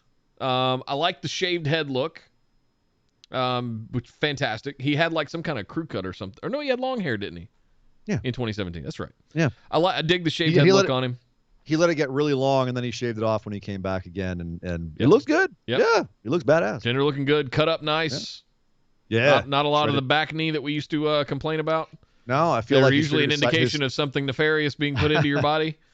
I feel like he's figured his cycling out. Like if Triple H took him aside and was exactly. Okay, this is how you do it. It's 3 weeks on and 3 weeks off, okay? Mm-hmm. Yep. What about you, Sir Ian Dangerous? What was your moment of positivity since I stole yours? That's okay. Mine is Eva Marie. No, of course it's not. It is Lily the puppet. Hey-oh, no, not that either. Dear God. Dear God, no. Mine actually, this is a bit off. I was going to say it was Shelton and Cedric actually having a bit of a mini feud here and actually getting some time, but mine is actually from Main Event, which we didn't talk about. What? And that is Ricochet and Mustafa Ali between social media and Main Event having a absolutely amazing feud right now. Go check out both their Twitter pages. They're posting lots of videos. Go check out Main Event on Hulu. They're putting on great matches. They're going to run it back this week. Have another match. They are putting on barn burners and kicking seven sorts of ass and basically doing all the work that WWE doesn't want to do for them. Is the cruiserweight division too busy for those two guys to go be in it? I think they're above the cruiserweight division. At this point, the cruiserweight division has almost become developmental. They're also very above Main Event. They are, but right now the cruiserweight division is being topped by Kushida. And if you want to send those two boys back down to NXT to have matches with Kushida, you have my attention and my money. And you can put that King in my Cuerno. And yes, and Santos. Oh my God, you give me some Ricochet versus King Cuerno 2.0. Throw a little kill shot in there. Yeah, Prince Puma versus King Cuerno and kill shot. What? Lucha. Speaking of, by the way, weird little aside before we close out here. I heard that they're actually changed. It's not going to be in MLW. They brought back Dario Cueto. He's not going to be called Dario Cueto. He's actually going to be called something else, and I don't have his new name Kyle probably knows. Front of me. Kyle, what are they calling Dario Cueto now? That's true. I'm looking it up real quick. Hold on. I hate this thing. Cesar Duran is his new name in MLW. But it's not bad. I'm not mad at that. Yeah. As long as he's out there screaming, ring the bell! Yeah, exactly. I don't care. I don't care what you call him. Cesar Duran that's a cool. I need to make that a badass stinger name too. Ring the bell. Or just him yelling, "Ring the bell." Yeah, you do. Yeah. You do. Well, there you go, guys. There's our breakdown of Raw and our early picks for WrestleMania Backlash coming this Sunday. Make sure you guys get into the Discord. We'll have dedicated chat channels for it and recap show immediately after WrestleMania Backlash on Sunday. But before we get there, we got to do our show on Friday, recapping everything that happens on Dynamite and NXT, which is going on right now, as well as make our final picks for WrestleMania Backlash. But before we even get to that, we've got to do something called the Patron Mailbag, which we're going to do right after we close the show out here. Take a quick little 10-minute break to refresh the drinks. Quick little bio break. Everybody go do that. Let's see. Let's shoot for, I don't know, 25 after.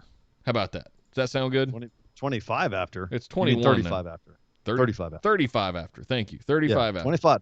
25 after, very quick. Yeah, that's very a very quick bio break, Yeah. my friend. We'll give everybody a couple extra minutes. But, yeah, guys, linktree.com/BWO is the place to find all the things. Make sure you head over there, click all the buttons, like, share, comment, subscribe, do all those things. It really helps us out. It helps with the exposure and the discovery, and the algorithms helps us get out there. So anything you guys can do to help spread the word for BWO, we really appreciate it. Please. Also, heads up on some YouTube stuff. I won't go back through everything again. If you missed it at the beginning of the show, head back there. We got lots of fun stuff just announced today on YouTube. That'll be appearing in the next day or two. Basically, if you prefer watching on YouTube over Twitch, pretty soon you'll be able to get loyalty badges, emojis, bonus episodes, all of that good stuff over on YouTube, just like you do on Twitch and Patreon today. So keep an eye out for that kind of stuff for all of you YouTube people. I see you over there, Troy. Thanks for hanging in with us tonight. Thank you. Let's see what else. Linktree.com/BWO. Patrons, thank you guys for all of your support. It's still the best way to support the show, guys. Head over to patreon.com/BWO. Sign up for one of those reward tiers over there and to get access to copies of the show notes for every single episode, plus the ability to send in your questions for the Patron Mailbag. Play in the Patron Pick'ems coming up for SummerSlam, where a Grand BWO champion, Dubstep Rob, will be defending his Grand Championship for the first time at SummerSlam. Lots and lots of stuff. Bonus episodes at the $10 tier. Lots more stuff at the higher tiers. You guys can check that out over at patreon.com/BWO. But my name is Nick Howell. You can find me on Twitter at DataCenterDude. And I am Sir Ian Dangerous. You can find me on Twitter at Sir Ian Dangerous. But by God, would somebody stop the damn match? This show is part of the Orbital Jigsaw Network. For more episodes, subscribe to us on iTunes, Google Play, or Stitcher Radio. For details and show notes from each episode, check us out, orbitaljigsaw.com.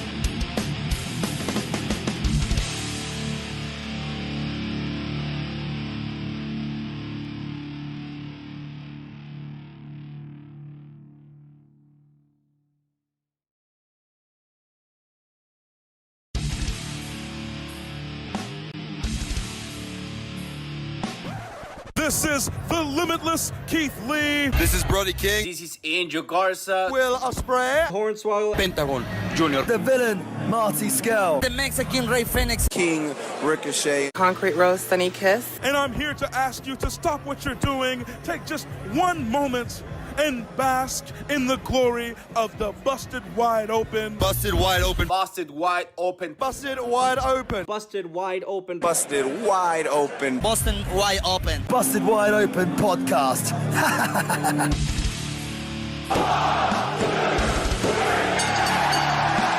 You're listening to the Busted Wide Open podcast, dropping the elbow on the hottest topics in sports entertainment and the world of professional wrestling. With your hosts, Nick Howell and Sir Ian Dangerous. Coming to you from the Orbital Jigsaw Network Arena in sunny Southern California.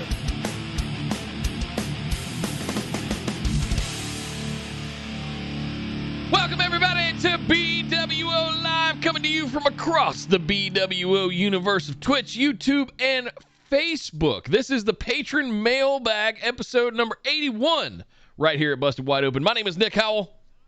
And I am Sir Ian Dangerous, and yes, we're here today to answer your questions. That's what the show is all about. It's called the Mailbag Show because basically our patrons can send in questions to us about anything. It's AMA. It's Ask Us Anything. Or I guess AUA then. Because Ask Us Anything. Yeah. Ask Us Anything.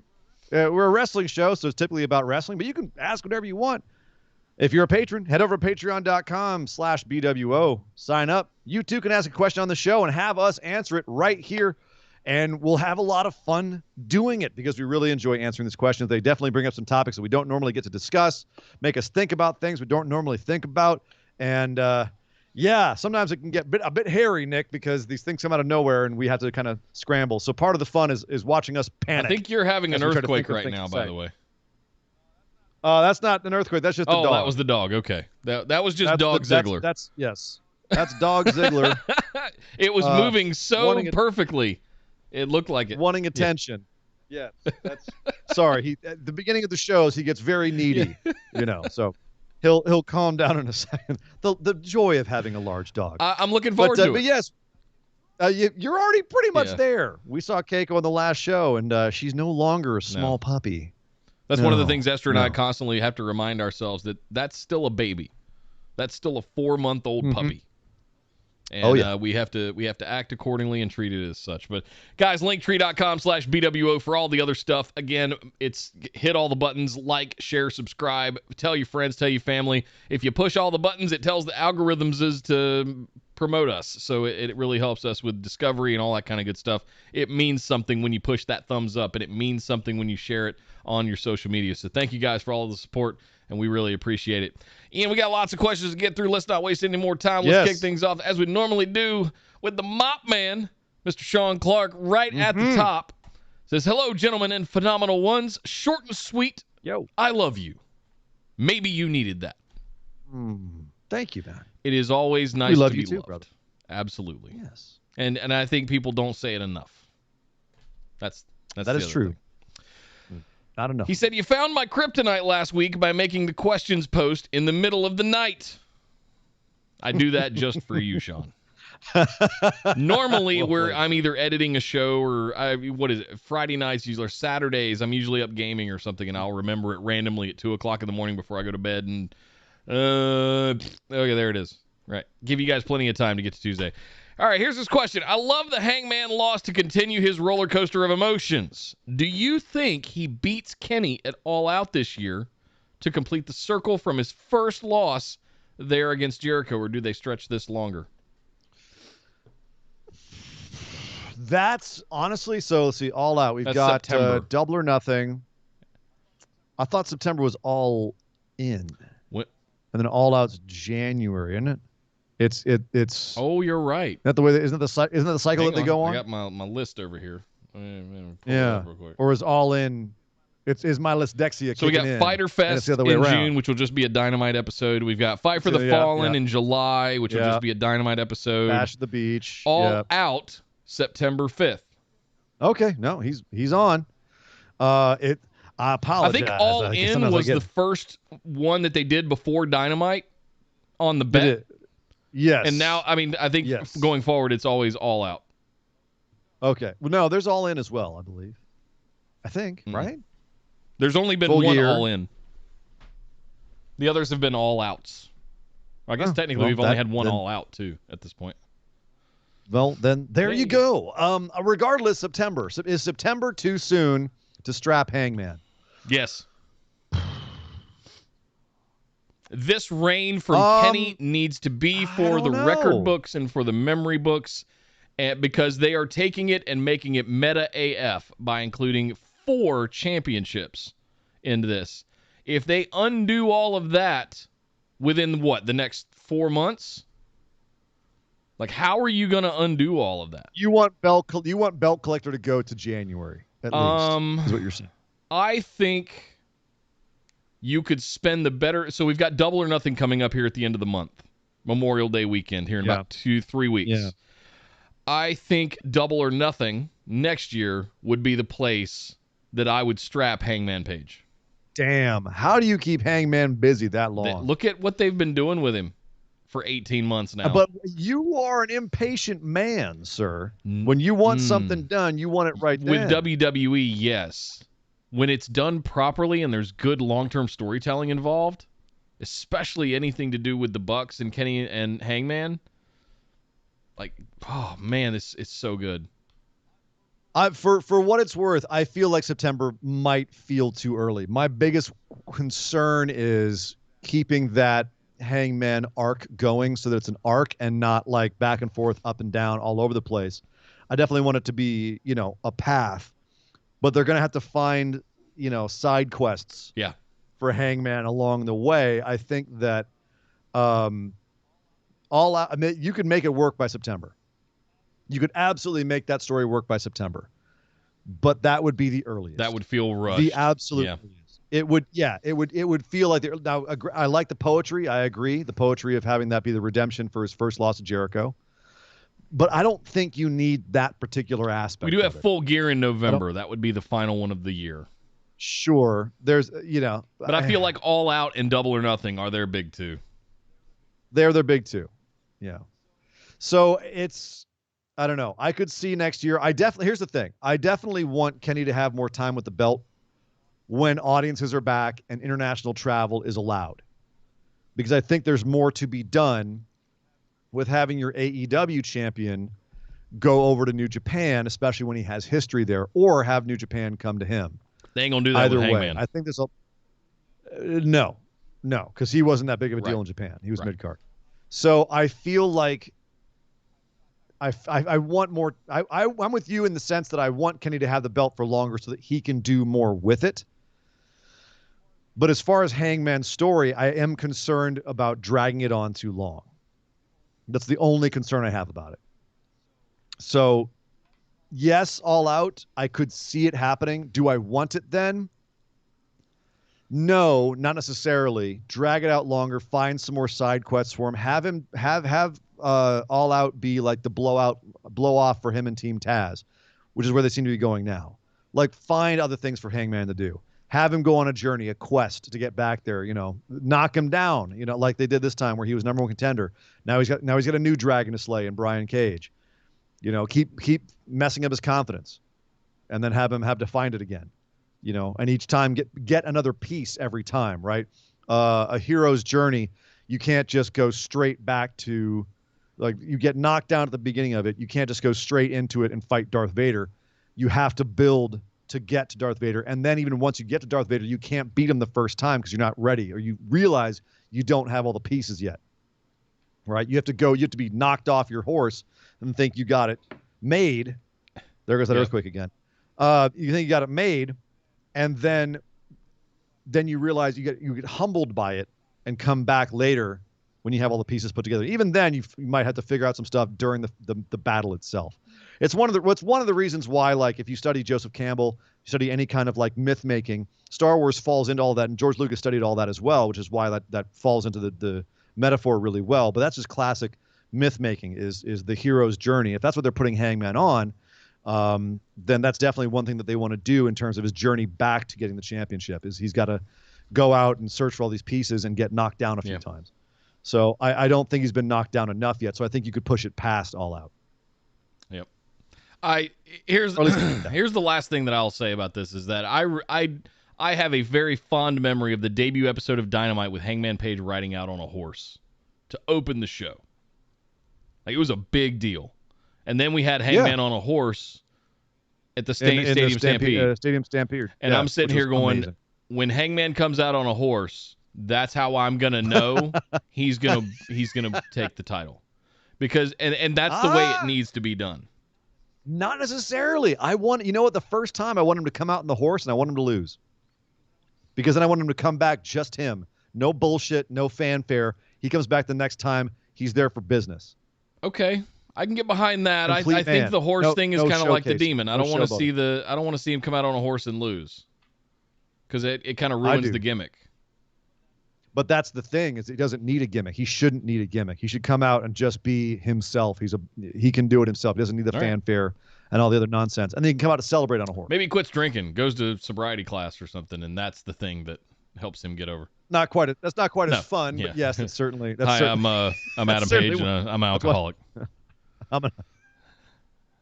That's not a bad story beat. He's got to give up the whiskey. Like, that's the final thing. Kenny won't drink. Kenny doesn't drink, so he's not going to fight a guy that drinks.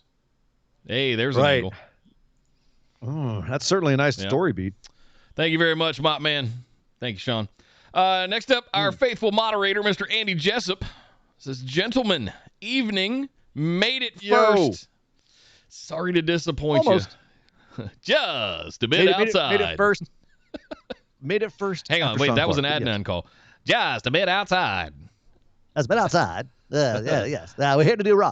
Andy Jessup is here. Andy, what have you got to say? Today, for your Mount Rushmore, I would like your least favorite entrance music. Oh! The worst 4 pieces of entrance. We have, oh my God.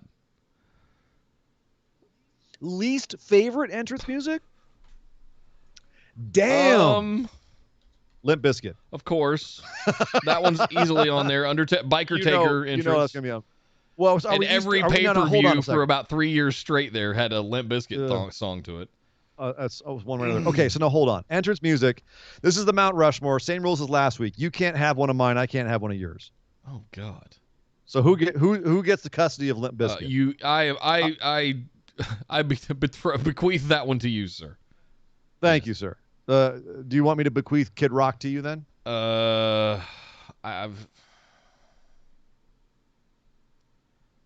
It's crazy to me that you don't take Kid Rock, I'm taking it. You can take it because that's the same dude. That's the scary part. It's Undertaker twice. Both Undertakers, and they're both Biker Taker. Yep. Oh my God. Yep. I had never put two and two together on that. It's one of the reasons I could never get into Biker Takers. His entrance music made me want to explode. God. Maybe want to burn hospitals. It was horrible. I hated it. So mad. Let's hold on. Let's brainstorm other bad entrance musics here. I remember not liking Lance Storm's music. Oh God, Lance Storm was awful. It wasn't him at all. It just didn't work. Dolph Ziggler, the record scratch. Actually, I understood. No, it doesn't. It's all right. I hate his. I'm here to show the world. I'm here to show. Come on, bring it down. It's just that mid 2000s had some of my least favorite entrance music. All of that, like everyone had to have like a song. It was not good. Dolph's. I don't like any of his entrance music. Just no. But he's not on my Hall of Fame. He's not on my Mount Rushmore. I'm just throwing that out there. There was one that William Regal had where he wasn't what he was. Steve, was it Steve Regal? Steven Regal. Yeah, Steven Regal. The man's man entrance. The man's man. Yeah. God, that was he's just a man's man. Terrible. That one. Yeah. Billy Kidman had some crap around that time too. I remember him coming out and hating it. Mr. Ass, man's man. I'm an ass man. Yeah. Remember Mr. Ass's music? That's up there. Hornswoggles is terrible. I don't know if I'm gonna put it on my Mount Rushmore. Hornswoggles. Yeah, I don't know. That's kind of endearing to me. Yeah, that's a good point. Okay, so I'm still on the train of Limp Bizkit and Kid Rock. Uncle Cracker. Remember when Uncle Cracker was a thing? Yeah, I don't remember the music. I remember the artist It was name. so. Do you remember X Factor? It was a triple team. It was Just Incredible, Albert when Matt Bloom was doing, like, he wasn't Prince Albert anymore. He was just Albert before he was A-Train. Okay. And X-Pac, which on paper should be an awesome triple team, faction, tag team, whatever you want to call it, Freebird tag team on paper. But no, they were bad, and their song was Uncle Cracker. It was that might be on my list here as well. I don't know. Start creating yours. Start creating your mouth. I've got Limp Bizkit and Kid Rock. I'm up 2 on you. Who have I said so far? Steve Regal, man's man. While it's another one of those, it's like endearing in a way, but it's. You got Steven Regal. Steven Regal. Okay. Oh God, what am I thinking of here? The one that what was Kane before Kane? Isaac Yankem, DDS. That was bad. It was terrible. Almost made me drop an F-bomb. The gobbledygookers. Yeah. So that's 3. Wait. You had Man's Man.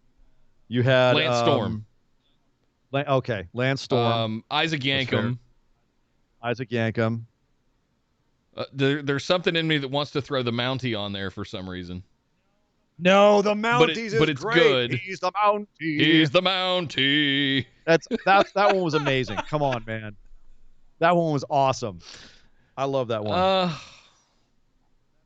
That's like, I don't mind cheesy ones, you know. Yeah.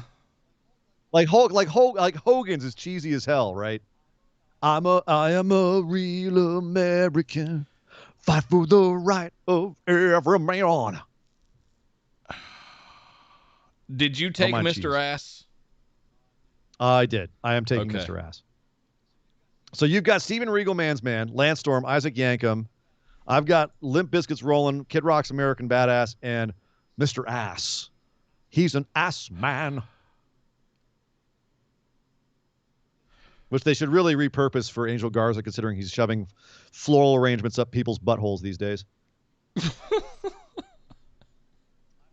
I have my 4th one. I'm locked in on my 4th one, and you know well what it is. Wait, what? You know well. When I say my 4th one, you're gonna be like, "Oh yeah, of course." You're literally gonna go, "Of course." Yeah. So I know my 4th one. You need a 4th one. I'm stumped. I can't believe I got these 3 out. Hey man, Kerwin White. Did you take Kerwin White yet? No. Where it's all about how white he is, how great white people are. It's like the antithesis of Eddie Guerrero's, which is all about how much Latino people like lie, cheat, and steal. Which is an honorable mention for like it's a great song and everyone bops to it. But you listen, you like go read the lyrics and you're just like, oh God, this is racist as hell.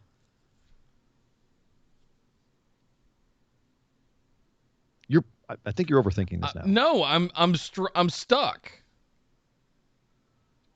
Do you want my 4th one? I know what your 4th one is.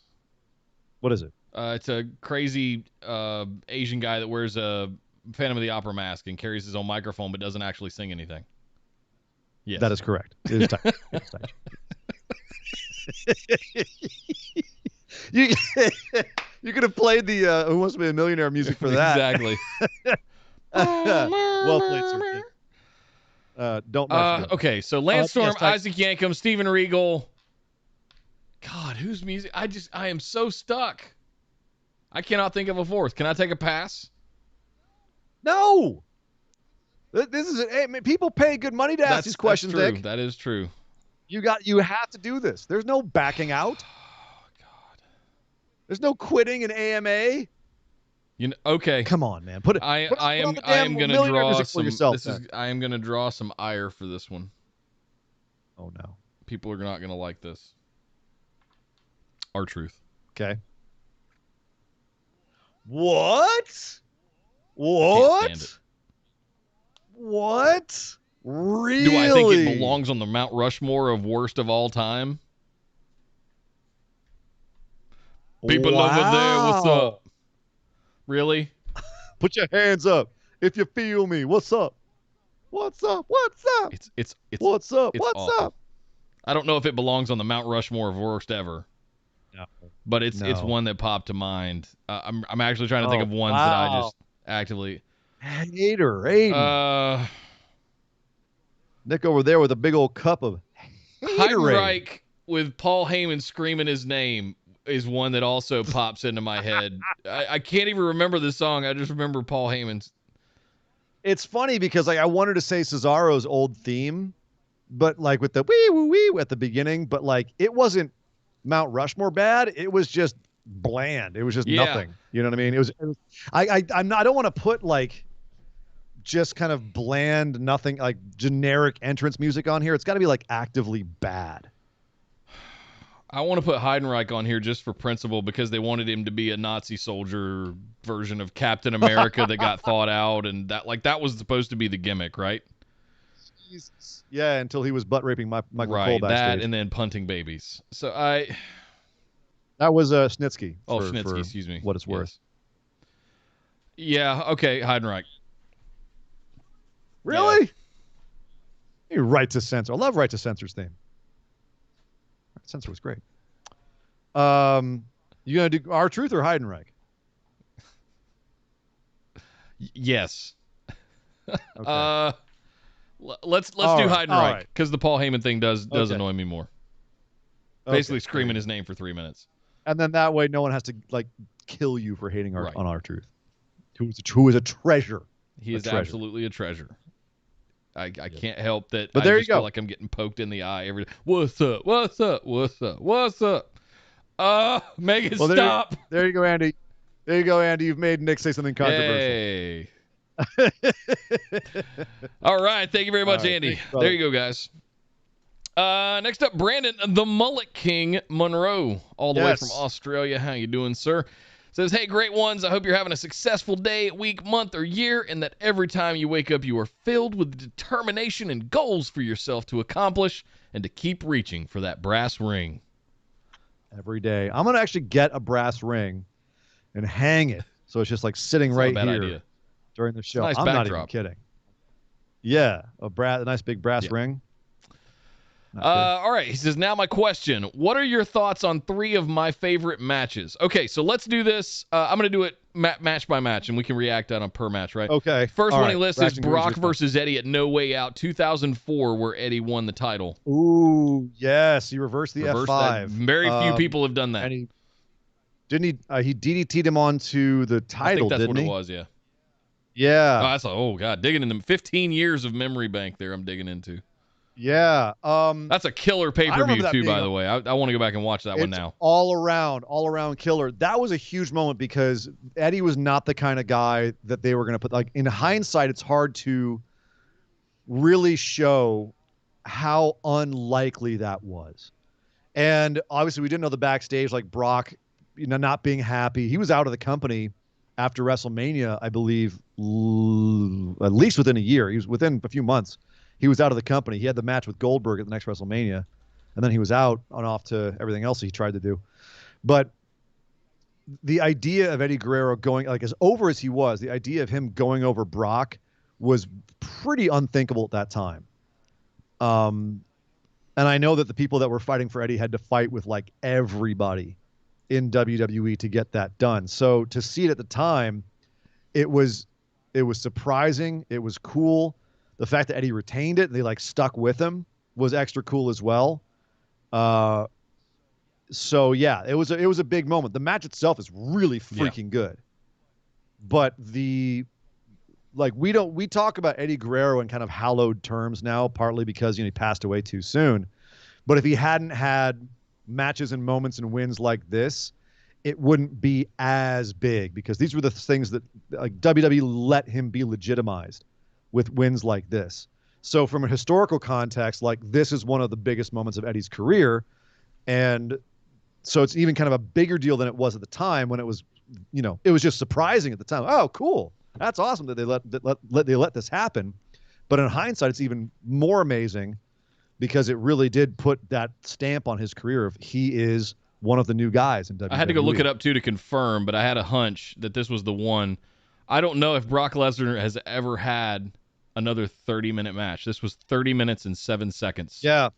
It's back when they made Brock actually wrestle. Brock Lesnar was in a 30-minute match. Him and Kurt was like, I think 40 minutes at WrestleMania. Like he used to do matches. The other one on this card, by the way, if you're interested in No Way Out, is the Hardcore Holly Rhino match. Oh, Ooh, yes. Good one. Chavo Guerrero, Rey Mysterio for the Cruiserweight Championship as well. It's a little 17-minute Cruiserweight match between Chavo and Rey. Mwah. Yeah, that's a good card. That's a good pay-per-view. Good stuff. Good stuff. Next match, Cena versus Edge. TLC match at Unforgiven 2006. Unforgiven 2006? What was the significance of this match? Was this their one? It's funny. I remember the SummerSlam match from that year. I remember the SummerSlam match. I'm trying to think of the Unforgiven match. Oh, the match stipulation added that if Cena lost to Edge, Cena would move to the SmackDown brand. At the start, Cena took the advantage. Right. Yeah, it was a ladder match. Or the TLC match. It was a TLC match. Lita interfered on Edge's behalf, tipped the ladder over, made Cena fall through a table. Right? Yes. It's always nice to see Cena lose. Lita then got an FU from Cena. Two fought until Cena performed an FU off. That's what it was. The spot was the FU off the ladder. The big FU, yeah. Through two tables. Cena grabbed the belt to win the WWE Championship for the third time. That's what I remembered as the table spot. Which they'd been building up for a while. And this is the same feud where Edge like slapped his dad. Right. Like this is like peak Edge being an a-hole. And also Cena, like just kind of the beginning of like Cena being kind of like Thanos. He's inevitable. No matter what you do to him, he's gonna triumph. I think this was one of the last wrestling pay-per-views that the interesting story. I moved to LA in October of 2006. This was in September of 2006. I think this was actually one of when I took my break and I didn't come back for 5 years, right? When I would come out to LA and discovered a whole new world, right? I didn't really watch wrestling while I was in those first few years, but 2011 I came back and started watching again. This was the last pay-per-view I remember watching. That went before I took my break. Yeah, it's funny, Brandon. I don't think I've actually seen this match since it aired. Same. So my memories of it are very dim. What else was on this card?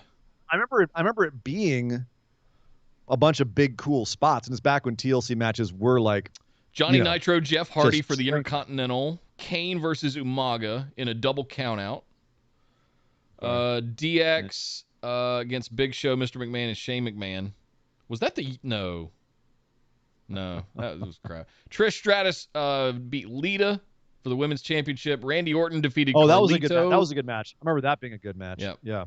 Okay, this one I'll put on the list. I might have to go watch that one again. Yeah, sounds like a good pay-per-view. So I have to go check that out again. It's been a while since I've watched that one. What is his the third one is one that I know that we have all watched recently. Ilya Dragunov versus Walter at NXT UK a mere 6 months ago. We've dropped a lot of verbiage on that match for sure. People are calling it one of the most brutal matches in WWE. I would actually add to that one of the most brutal matches in WWE that doesn't involve anything but two men in a ring. No weapons, nothing. And no blades. No blading, no juicing. Like, not brutality by just bloodletting. Brutality by just blunt force trauma. Exactly. Just two guys beating the absolute piss out of each other. Oh, it's one of the craziest things that I like watching Kings Road and Strong Style. Like it's one of the craziest things I've seen. Yeah, it's been a while since I've seen someone pulped like that, if ever. And the psychology in the match is great too. Like if you go back and watch how they sell body parts and how the way that they move from moment in the match to moment in the match, it's logical. They're not doing spot to spot. right? That's like, oh, I got to get up on the top rope to do this spot. Now, there's a flow to it that's really beautiful. Like it is definitely one of, I think, the all-time matches in WWE. When people run down some of the all-time most memorable matches in WWE, this is going to be on that list. For your top 10 lists or whatever of modern wrestling, it's on there. Yeah, I'll absolutely put this on my top 10 of modern wrestling in WWE. Okay, thank you very much, Brandon. He says goodbye, Thank you, good night, bang. Thanks. Thank you. I'm going to go watch Unforgiven. No Way Out 2004. That's the one to watch.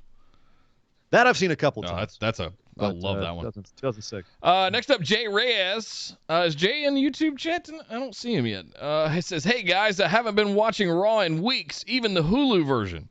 Usually Hulu would at least trim the fat and only play the good parts of the show. The show has been so bad that even the hour and a half of the show on Hulu has been garbage too. I can attest to that.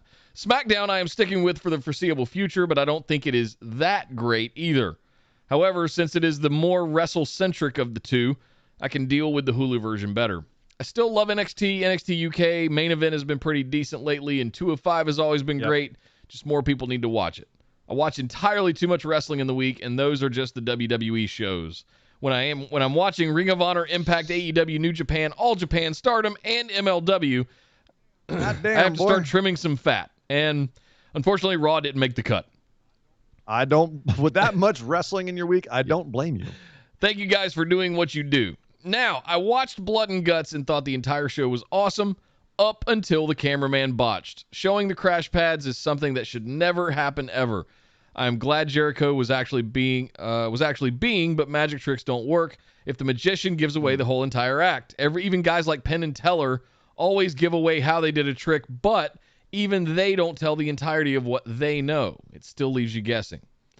As much as I dislike Kevin Dunn, and he has times when his filming style is pretty terrible and or motion sickness inducing, also don't forget that time where he was experimenting with words on the screen. Strowman's trains and Riddle's birds. When they rebooted SmackDown, and they had like the big letters popping up under people, and subtitle, like they'd be highlighting certain words in people's promos. He still knows not to show something like crash pads and filming at angles that are conducive to the story. What do you guys think it is with the production crew working for AEW? Why are they so inept at their job that takes a great show and ruins it with endings that fail?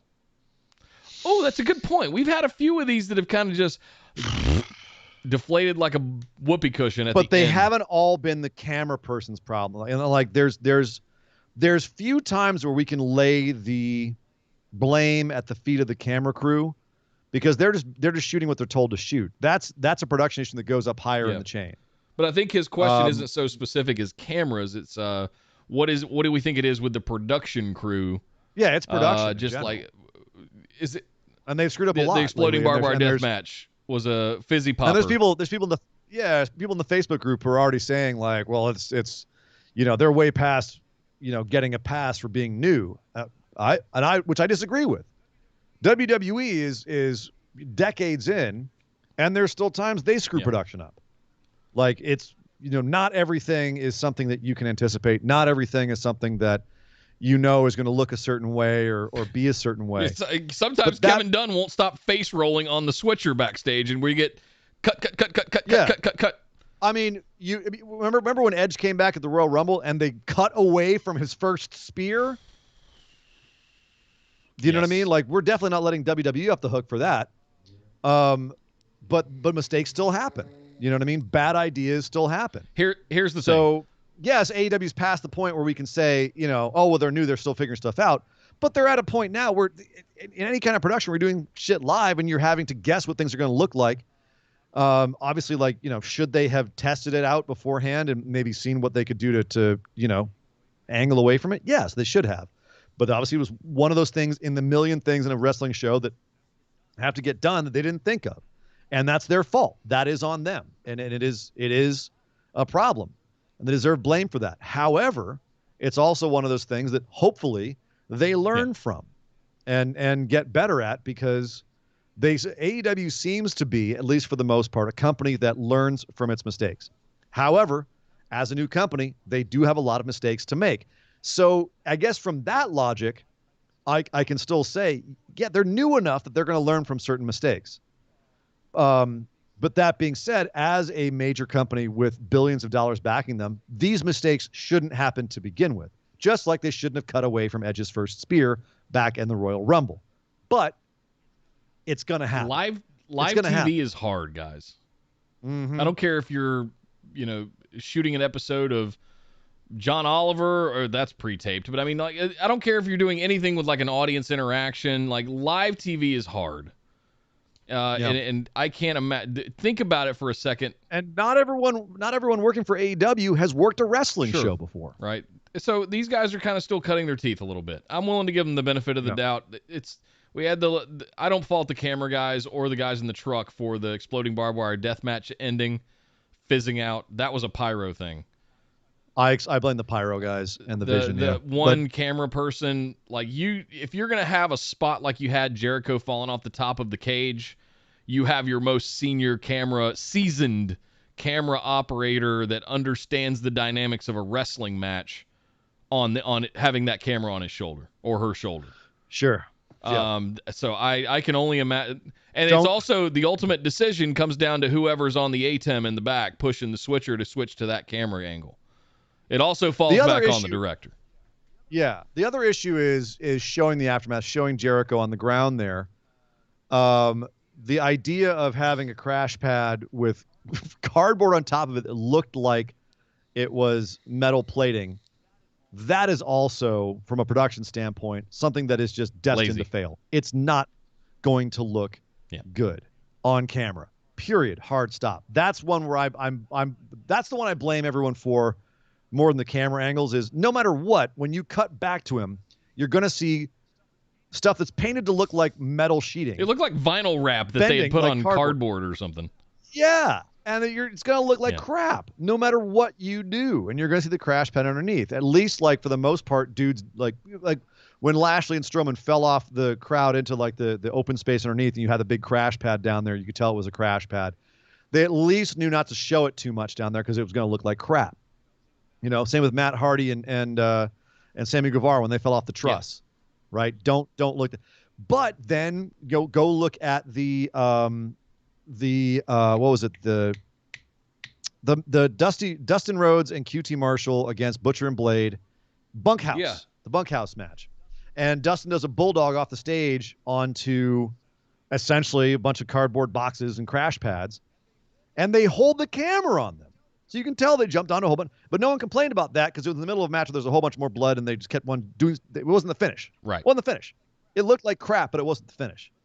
But that was an instance where you could have looked at that and in production go, oh, we probably shouldn't show that stuff because it looks like crap when they hit it. Like once they hit it, they're dead. Look away. You don't want to see that.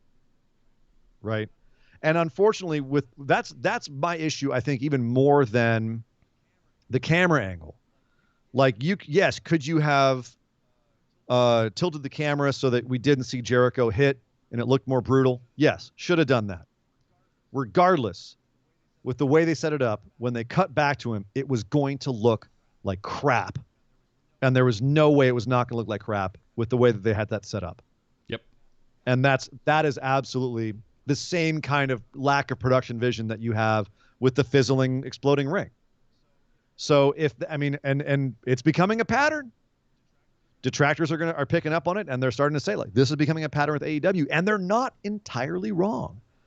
And at some point, that goodwill, from the people that do have it, like, it's going to become a criticism that sticks. Yeah. Well said. So when Jay asks, what do we think is with the production crew? I can't say it's any one person, but there's definitely a certain amount of. It's a little bit of amateur hour going on. Yeah, like just the pre-visualization of what it's going to look like afterwards. I mean, okay, another example. Sammy Guevara, Kenny Omega, One-Winged Angel off of the entrance during Stadium Stampede. Obviously onto a crash pad. They didn't show the aftermath. They didn't show them lying on the crash pad. Or if they did, they found the right angles. I don't remember through all the boxes and stuff. Yeah, I don't remember it looking like crap. So... yeah, didn't work out this time. Hopefully, the only thing I can say is I hope they learned their lesson. They kept cutting back and forth to that extreme close-up of Jericho laying there. They did have a few cutaways of MJF up on top of the cage, bloody as hell. Fantastic. Stay on MJF. Stay on MJF. Stay on MJF. Stay on reactions. Reactions to like maybe like a quick brief shot of Jericho. Dead. The rest of the inner circle like surrounding him, like hero shots, kind of just them reacting, right?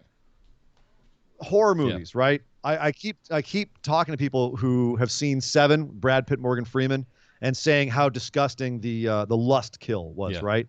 You never saw a damn thing. It was that dude's reaction. It's all in your mind.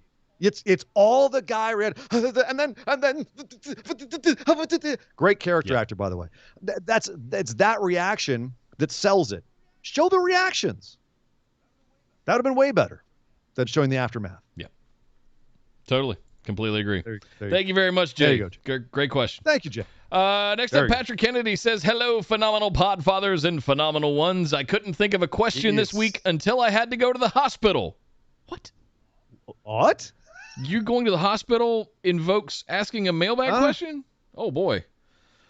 Sorry, I meant local medical facility. Last night to pass a kidney stone. Very painful, needless to say. Oh, I'm sorry. My nethers just tingled a little bit.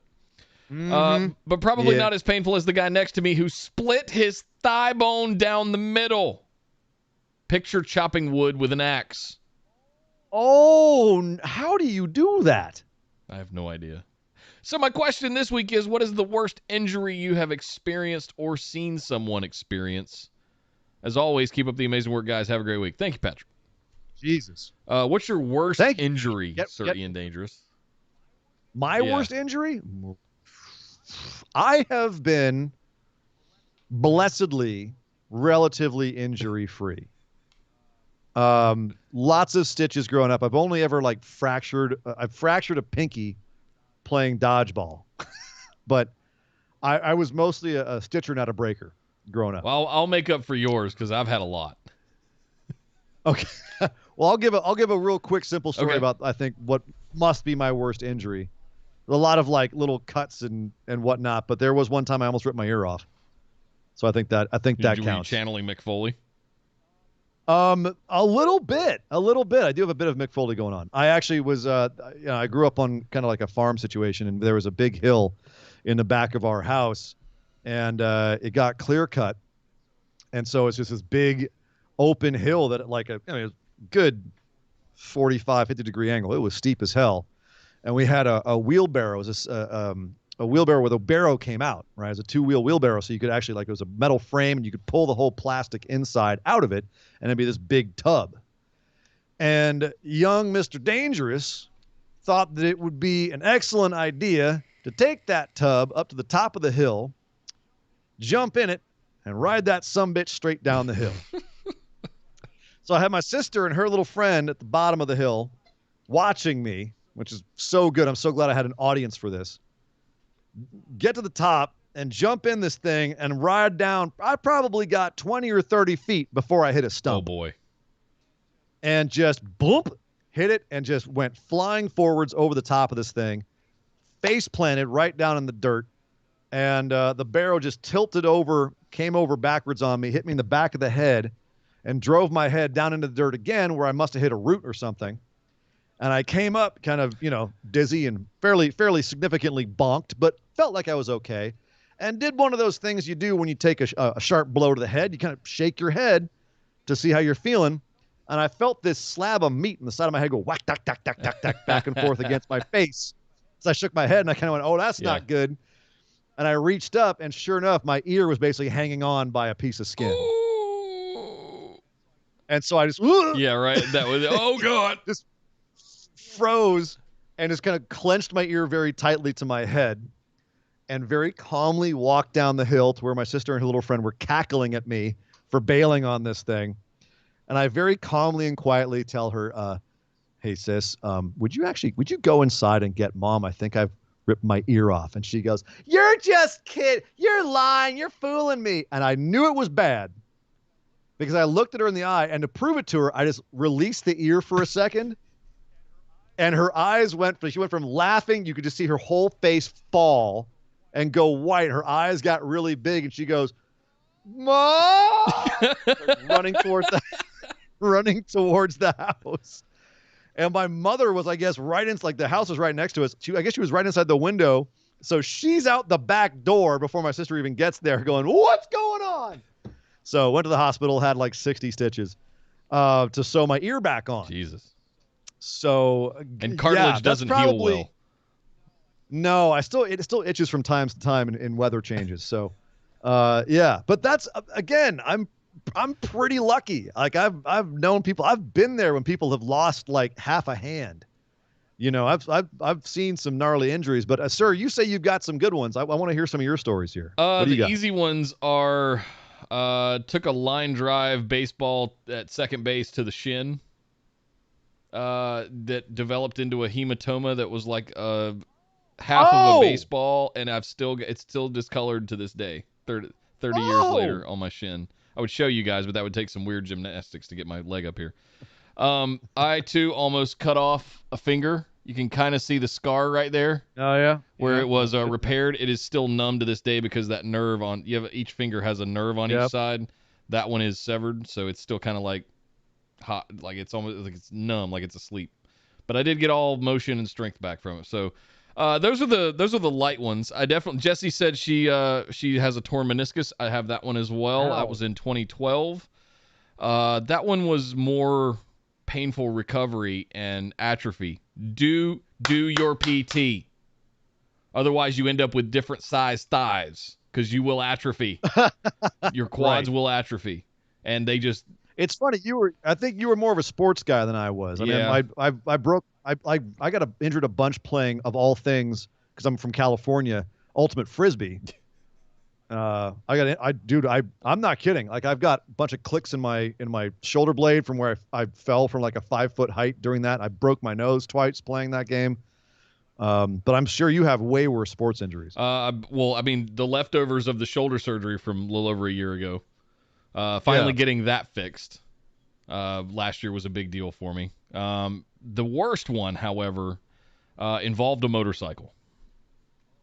Oh, no. And you guys know how these stories go. So the short version of this story is that it was August in North Carolina, and I had ordered a new riding jacket. You know, one of those like form-fitted. They got the hard plastic and the Kevlar stuff in it and big, thick leather. Absolutely. Right? Absolutely. So my other one was about 10 years old, and I had wanted to replace it. So I was waiting on this thing to come in. Well, I got the call that it had come in, and I didn't want to have to carry a second jacket back. I would just get there, put that one on, ride home. I was like, I was very religious about wearing a jacket, wearing gloves, jeans, and boots, right? Steel toes.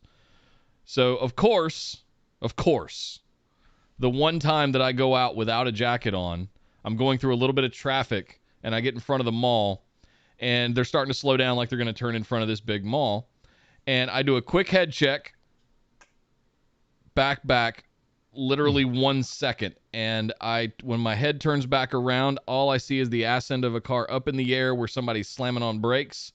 And I try to like counter steer out of it and all but sit the bike down. And the front right fork of the bike hit the back left bumper and spun the bike like a top. And I just went kind of Superman. And in the air, I rotated and I landed on my back. And I ended up skidding on my shoulder. From my shoulder to my pinky finger, literally the entire back of my arm was road rashed. Road rash. Level 3, whatever they call it, up here on the back of my arm, on my tricep. So I spent the next 3 weeks basically dressing and undressing my arm. I had to buy basically a gallon tub of Neosporin. Did you have to? So, by the way, for anyone who's ever ridden a bike, y'all probably know what road rash is, because if you've ridden a bike, you put it down at some point. It's just inevitable. If you haven't ridden a bike for long enough. It's just a matter of when, and which is why I don't ride a motorcycle anymore. So I just got sick of wondering what horrible thing was going to happen to me next. But I will say this: if you've never ridden a bike and you've never had road rash, the only way to describe it is imagine the road is sandpaper, and big giant sandpaper, and you're running your skin. It wasn't even the worst part. The worst part for me when I got it, I was actually my leg. So I put my bike down on my leg and road rashed all the way up my thigh. It was picking the gravel out with tweezers. The ER visit. Was that yours the as well? ER visit afterwards was the Yes. worst. Okay, so here's the best part of the story. So I call my buddy and I'm like, hey man, I just I laid the bike down, I tore my arm up. Can you maybe come get me and take me to the ER? So he takes me to the ER, and I had the most sadistic nurse ever that wanted to come in and clean the wound out. And I was like, big man, tough guy. I'm like, yeah, it's fine, whatever. So she takes this kind of surgical sponge and kind of wipes down very lightly one time. And I swear I thought I dipped my arm in a volcano. I just remember every nerve in my body firing. I'll never forget that hot fire feeling. She goes, okay, I'll be right back with the doctor. So the doctor comes back and has one of those like needles that you only see in the comics that have like the 2 rings on it, and it's like an inch in diameter. She goes, all right, this is Dilaudid. Horse needle. You've got about 10 minutes. If you need to call anybody, do it now. And then you're going and night, then night. And I'm high as shit, and the nurse is over there just la la la la la la la la, just scrubbing away. I didn't feel a thing. I woke up 2 hours later with I was completely immobilized, and I was in a cheese wedge, stabilization wedge thing. Yeah. And I didn't know what planet I was on, and my buddy Matt was sitting there. He's like, "What's up, dude? What the hell did you do?" So that was Nick's road rash story. I haven't ridden a bike since. That was in 2000, I'm not surprised.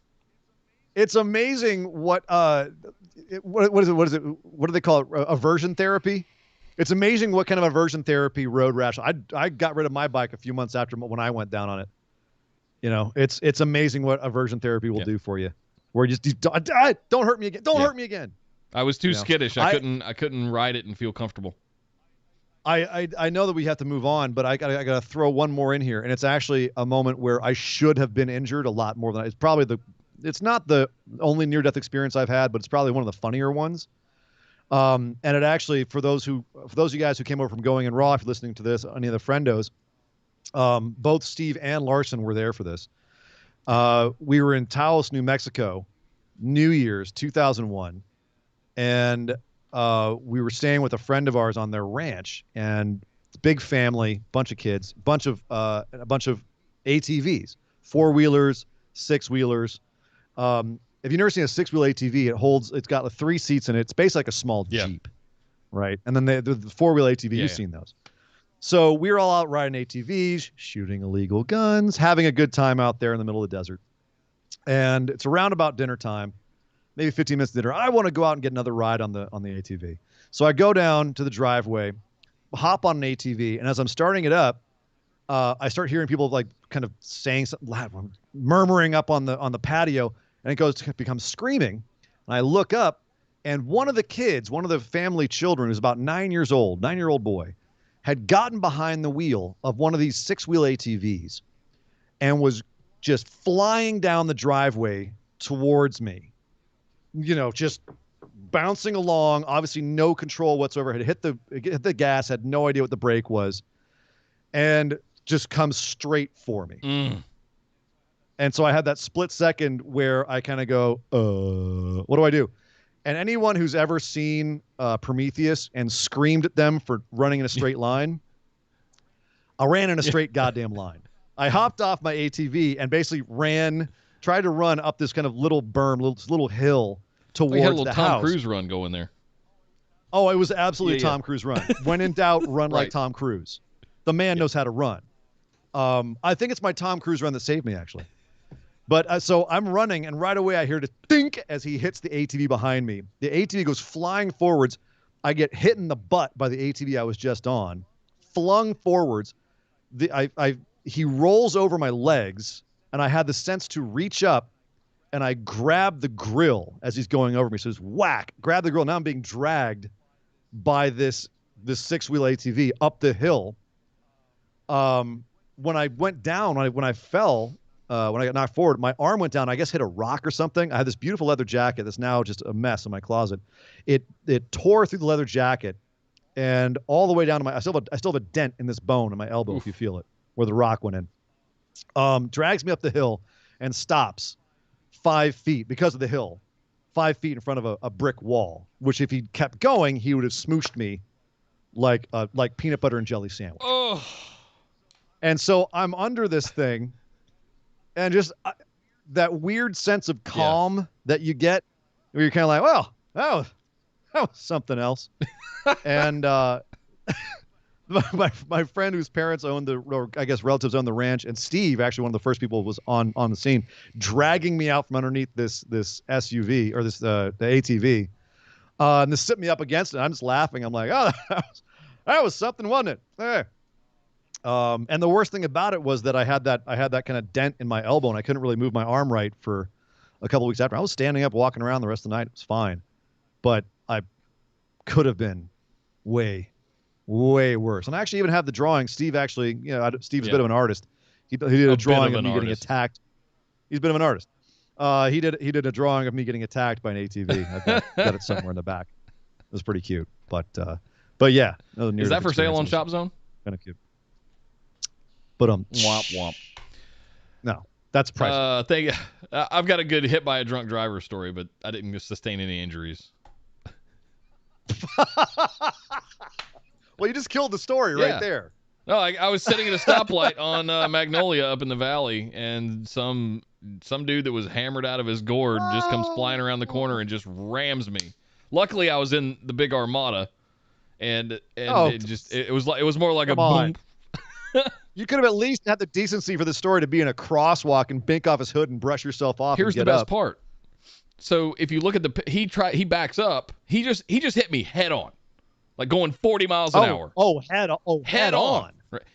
If you look at the crime scene photos or the pictures, right? The cars are side by side. How'd they get there? Oh, this crazy son of a bitch backed up and started to drive away. I throw my seatbelt off, hop out of the truck, rip his door open, and have to basically jump in his lap and throw it into park and rip the keys out in what feels like some superhuman feat of, I don't know how I did that. Yeah, I just had the image of you just literally ripping his door off of his Strowman car. style, right? Like, right? No, just ripping it open and trying to run with the car and just basically falling in his lap, dragging my feet, throwing it into park, and pulling the keys out of it. I think for the sake of a good story, I'm gonna say you ripped the door off the car. The best part of the story was that as I was gathering myself after I had stopped the car from going anywhere, I looked down and there's 3 empty bottles of Smirnoff in the driver floorboard.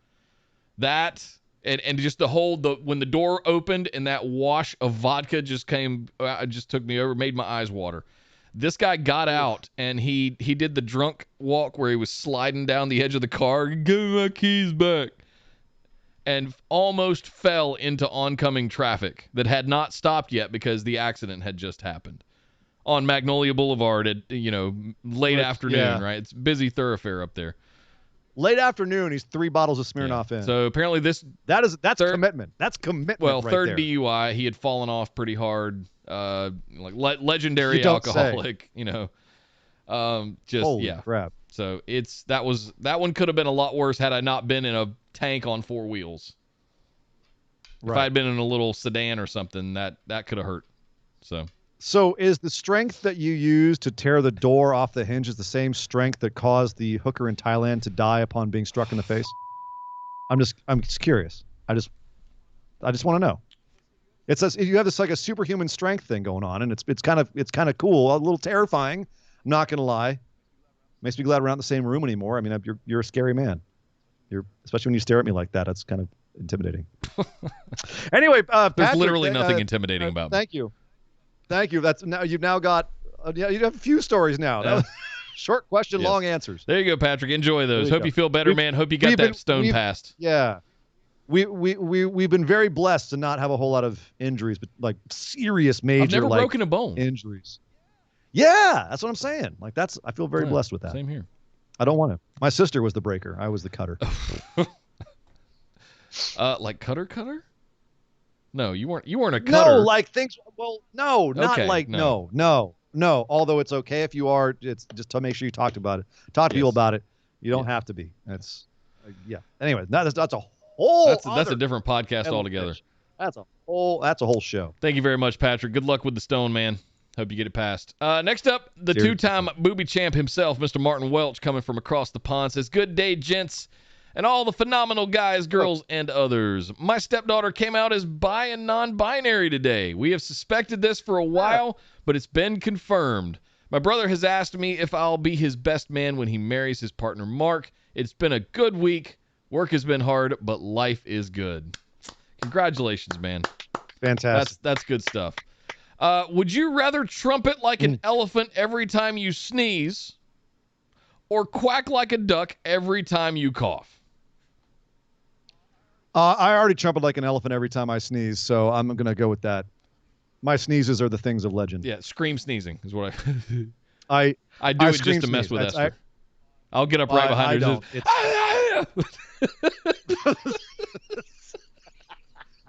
And she'll just pee herself. It's fun. It's a good time. Well, that's not I mean, nice. the cleanup's no fun, but you could at least get her right, diapers. Right.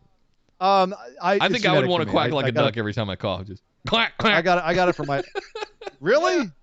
No, I'm all for the elephant sneezing. I got it from my pops, man. He's got the big old sneezes too. Like we were in the Doge's Palace in Venice one time, and he sneezed, and like every pigeon in the place. I don't even know Venice has pigeons everywhere. Yes. It was like the birds. They all this huge cloud of pigeons, and all the tourists and all the Italians turned around and started clapping for him. And I've never seen a man turn more red in my life. But I picked up those sneezes from him. So I've already got embarrassing sneezes. What's an elephant trumpet? I mean, I already sneezed so hard that my throat is raw afterwards. That's what I'm saying. So just add a little fun to it. Why do you got to quack like a duck? I'll one up it and also quack like a duck when I cough. Oh Jesus, no. I'll stick with one. He says, in all seriousness, though, if you had a chance to make a Street Fighter movie based on ST2, I think it's Street Fighter 2. Who would you cast using only wrestlers? Ooh. Humberto Carrillo. I was a Tekken and Killer Instinct guy. I vaguely remember the roster of Street Fighter 2. I'll give you the roster. I got the original 8 from Street Fighter 2 right now. You got Ken, Ryu, Guile, Blanca, E Honda, Chun-Li, Zangief, and Dalsim. Dalsim's the stretch. Yeah. Yoga Flame. Yoga Flame. So Chun-Li is probably. Let's go Riho. No. What? Nah. Who you got? Bianca Belair. Chun-Li? Yeah. Hey man, I'm colorblind casting. Don't give me that look. Colorblind. It's about little ninja girl. She got. Yeah. All right. I mean, either. Yeah, why not? That's better, Brian. Xia Li. I'll take Xia Li instead. Yeah. A little bit too beef. A little bit too hoss for a Chun-Li. Have you seen Chun-Li's legs? Well, I mean, usually spinning around like crazy. She got the gigantic thighs. She got the thick thighs. All right. Anyway, all right. Blanca. What was Blanca? He was the electrified werewolf dude from Brazil. Brazil. I don't remember that one. That's all you. No. I'm gonna have fun and say Walter. Okay. Put a big like fright wig on Walter, and he just like flings himself forward. Guile was the military soldier guy, right? Yeah, from USA. With the blonde kind of fright wig, crew cut mohawk thing. Like the gigantic one. John Moxley. A tale of two Johns. I don't know. He's very serious. He's got the big brooding eyebrows. He got like the big like caveman brows. I gotta say Moxley. All right. Who else we got? Although, like Ken would be like a John Cena. I put a blonde wig on Cena and have him be Ken. No, I'm gonna stick with Guile. All right. Ken would be. There was Ken and Ryu. They were they kind of the same? Yeah. Cody could be Ken. I feel like they were kind of the same, just different outfits. Yeah, Ken had a better uppercut. Ryu had a better fireball. But other than that, they were pretty much Cesaro for Ken. with the uppercut. What? Oh my God! First of all, Cesaro's is a European uppercut, whereas the Shoryuken is actually like a fist uppercut. Nick, if you want to get technical here, okay? I'm trying. I don't know these characters that well. Cesaro is Sagat. Cesaro is Sagat, Okay. man. It's just I have no idea who that is. Tiger uppercut. He's got an uppercut. Okay. And he's bald. Cody is 100% Ken Anna. Okay. Yeah, Cody's 100% Ken. Oh, that's a good one though. What if Dijak for Guile? Ooh, that's pretty good. That's pretty good. I feel like there's a guy later in the series though that would be a better Dijak. All right, who we got left? Oh, and also and Walter might be a better Zangief. No, you know what? Braun Strowman is Zangief. Braun Strowman Zangief. Okay. Yeah. We'll stick with that. Angel Garza is Vega. Okay. We didn't do a Ryu yet. We have not done Ryu yet. He's tough. Johnny Gargano. Okay. Doesn't he have blonde hair? No, Ken has the blonde hair. Ken He's got has black the hair. blonde- Okay. All right. I'm sticking with Johnny Gargano. Kyle says Bronson Reed is E Honda. Yes. Yeah. Yep. That was the big sumo guy, right? If we're doing modern Yeah. wrestlers, obviously, Big Right. Show, because he's a sumo as well. He's a sumo Right. wrestler. Be a good E Honda. Dulceme. I mean, do we hinder the gender on this one? I was going to say gender. Is there some? I mean, he's already bald. He's got to shave his face. If Is there anyone he else could you shoot think fire better? out of his hands, that would be a shoe. Yeah, and like stretchy, like really stretchy. Yoga Flame. Trying to think if anyone else would be better. I mean, who else is like really long and skinny? Zack Sabre Jr. Although that would be, from an imperialistic standpoint, that would be really unpleasant to put a British guy in a Indian role. That would not be good. John Morrison is Vega. More visually accurate, but yeah. I mean, from a visual standpoint, that works really well. There you go. There's a whole bunch of them for you, Martin. What about who's M. Bison? Final boss. Was that the guy in the red? Yes, who Raul Julia played in the Jean-Claude Van Damme movie. It's unfortunate. So originally, Balrog in Street Fighter, who was the boxer who looked like Mike Tyson, and the Japanese version was named M. Bison because, of course, he was supposed to be Mike Tyson, and M. Bison was their way of jokingly saying, "Wink, wink, it's Mike Tyson." And Balrog was the name of M. Bison, was the name of the final boss, which works better because it just sounds badass. But they had to switch him in the American from version. Lord of the Rings. Right, he's a big, fierce demon. Right, but they had to switch it in the American version because they didn't want to get in trouble because at the time Mike Tyson, of course, was, a big deal. So now it's M. Bison forevermore. He wasn't too looked upon very well during that time frame either. That was the ear bite and the whole thing with Vanessa Williams, if I remember right. Street Fighter 2 came out before the Vanessa Williams thing, and way before the ear bite. It was still when he was terrifying, the most scary boxer that ever lived when Street Fighter 2 first came out. So Martin adds a little bit here on the end, just a little add-on. Sometimes it's okay to not be completely okay. Sometimes it's okay to feel completely broken by something that happens to someone you love or to you. But it's never okay to give up. So guys, girls, and others, remember to hold your head as high as you can and keep moving forward. Also remember, smile, and the world smiles with you. But fart, and you're on your own. Well said. Not necessarily. I've got some friends who, if you fart in their presence, they will die laughing. And farting can be actually like a Guilty. See, yeah. It's the inner 12-year-old. Send Nick a video of you farting. You're not on your own. He'll laugh as a. See, got you. I got you. Right. Somebody sent me a TikTok the other day.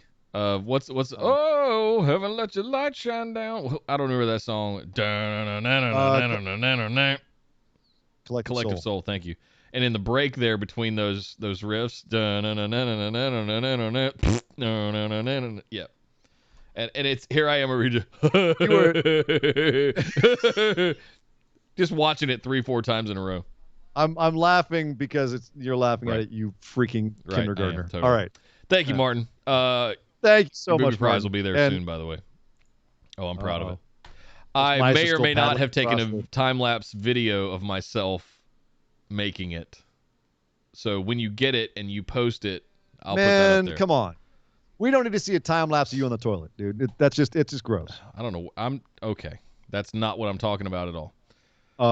Okay. Next up, Kyle Cotton says, "Good evening, gentlemen. With Azteca Underground revealed and the rumored discussion of an MLW and WWE partnership, my question for you is, what would your dream Worlds Collide / Invasion show be between WWE and MLW in terms of matches and the story you would like to see going in and out of the show? Ground rules, the 5 to 6 match card is that it needs to be majority NXT talent on the WWE end, since that is supposed to be a similar relationship WWE had with Evolve. But you can have a storyline or match per main roster show involving main roster talent. Given there are some obvious choices on each show, I wouldn't want to deny you from picking. Each of you represents either WWE or MLW and roles for who wins these matches. Should you enjoy this exercise, I would suggest pursuing it further at a later date where this card you two produced today acts as a base for a tabletop storytelling GM mode for the WWE MLW Azteca Underground partnership based on the Big Four, with the blow-off obviously being WrestleMania, with you filling in simple story beats in between the shows." We do have a history of making some pretty funny bonus episodes you would make out of tabletop games. Our tabletop game Survivor Series was pretty fun. We got to do that again sometime. All right, so let's see. It's a matter of who's still in MLW, because they were getting pillaged by AEW before the pandemic, and they haven't really done a lot since. I mean, so they have Jacob Fatu. I'm looking at. I'm pulling the roster up real quick. Fatu's the big one. Yeah, so Fatu's the big one, and the Hijo de la Park, I think. Well, they're just calling him La Park. Okay. The World Tag Team Champ. I think Leo Rush still has some thing to do with him. ACH. Who else? I think Low Key is still over there a little bit. Tom Lawler's been doing a lot of work with New Japan, but I think he still has a relationship with MLW. I don't know. So it looks like who else you got? A draft. Simon Gotch. It looks like they're doing a draft right now. So it's Jacob Fatu. Alex Hammerstone is the openweight champion. La Park and Hijo de la Park are the tag team champions. And then you got Myron Reed as the middleweight and Richard Holiday, but I'm not seeing anyone else. Obviously, you got Conan, Devon Eric, Dan Lambert, Colonel Parker. Yeah, kind of funnily enough, WWE has all the Lucha Underground talent. You know, they've got Swerve, they've got Santos Escobar. On main roster, you've got Ricochet. Kyle says they have Drago when COVID restrictions are over. Yeah. I didn't know Drago went to MLW. That's cool. He kind of goes all over. So I'm not sure. I think they've got Aerostar too. Actually, I think Aerostar's been over there. I believe he's another one that's kind of everywhere. My concern here is that, like, we could certainly pick out matches and all that stuff, but one, we're running way behind right now because we took way too long talking about injuries. Can we talk about speculate on the relationship between MLW and WWE and where we see that going, rather than getting into here's specifics? The problem. Is that the way they treated Evolve was as a training Right. It was almost like a newer OVW in a way.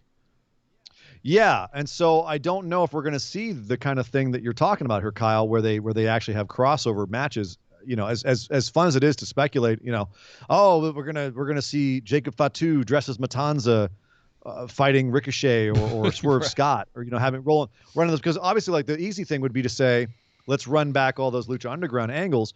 One thing I could see working over there, send Xia Li and Chun Sha over to MLW if they're going to do Lucha Underground, because that stuff's freaking made for Lucha Underground. Yep. That feels like a Lucha Underground gimmick.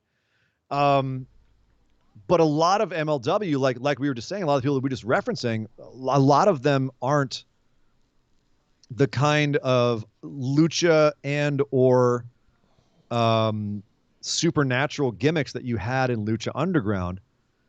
There were very few people in Lucha Underground that were MMA based or that were MMA centric. And there's a lot of people in MLW that are. So it's going to be a different look as far as what we get from them. And they don't have anything supernatural in MLW right now. So it's a matter of if they bring what they bring back as far as Lucha Underground and Azteca Underground, if they make it more of like a MMA fight club, which I think they might do with some lucha tinge, or if they do go fully supernatural. If they go supernatural, obviously I'd love to see Xylee and Chansha get involved. Boa go over there and work like, Von Erich, something. Sure. Or Von Lawler or Hammerstone. I was going to say Danhausen. He's with Ring of Honor right now.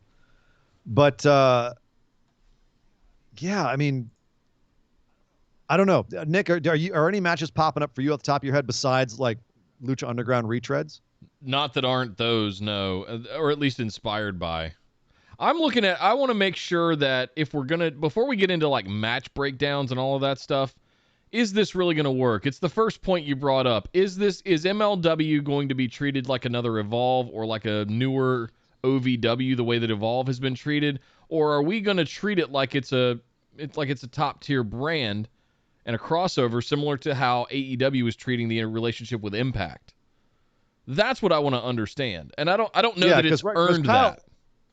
Kyle's in chat saying Bloodline versus Contra Unit, which is basically he's got Roman and the two Usos versus Contra Unit, which that sounds badass. That's also I guess that's like the one main roster match he was hoping to see that he was saying here. And I can't really disagree with him. That sounds pretty damn good, especially because then you have Jacob Fatu mixing it up with Roman and kids, and a lot of family in the ring there.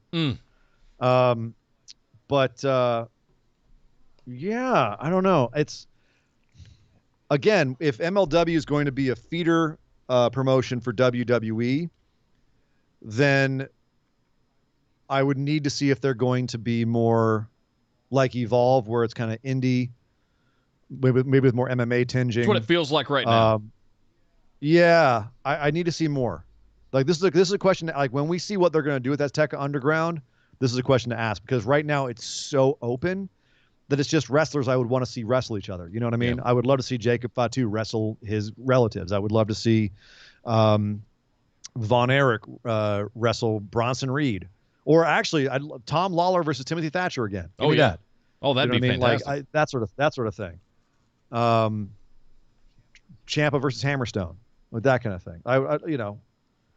Fatu versus Reigns is just too easy. Leo Rush versus Kushida in the irony match of the century. That's a good point. Yeah. Or Low Key versus Low Key versus Velveteen Dream in a no holds barred match. Kyle, do me a favor. Put this one aside. Bring it back up when we actually have a full understanding of what the relationship is going to be.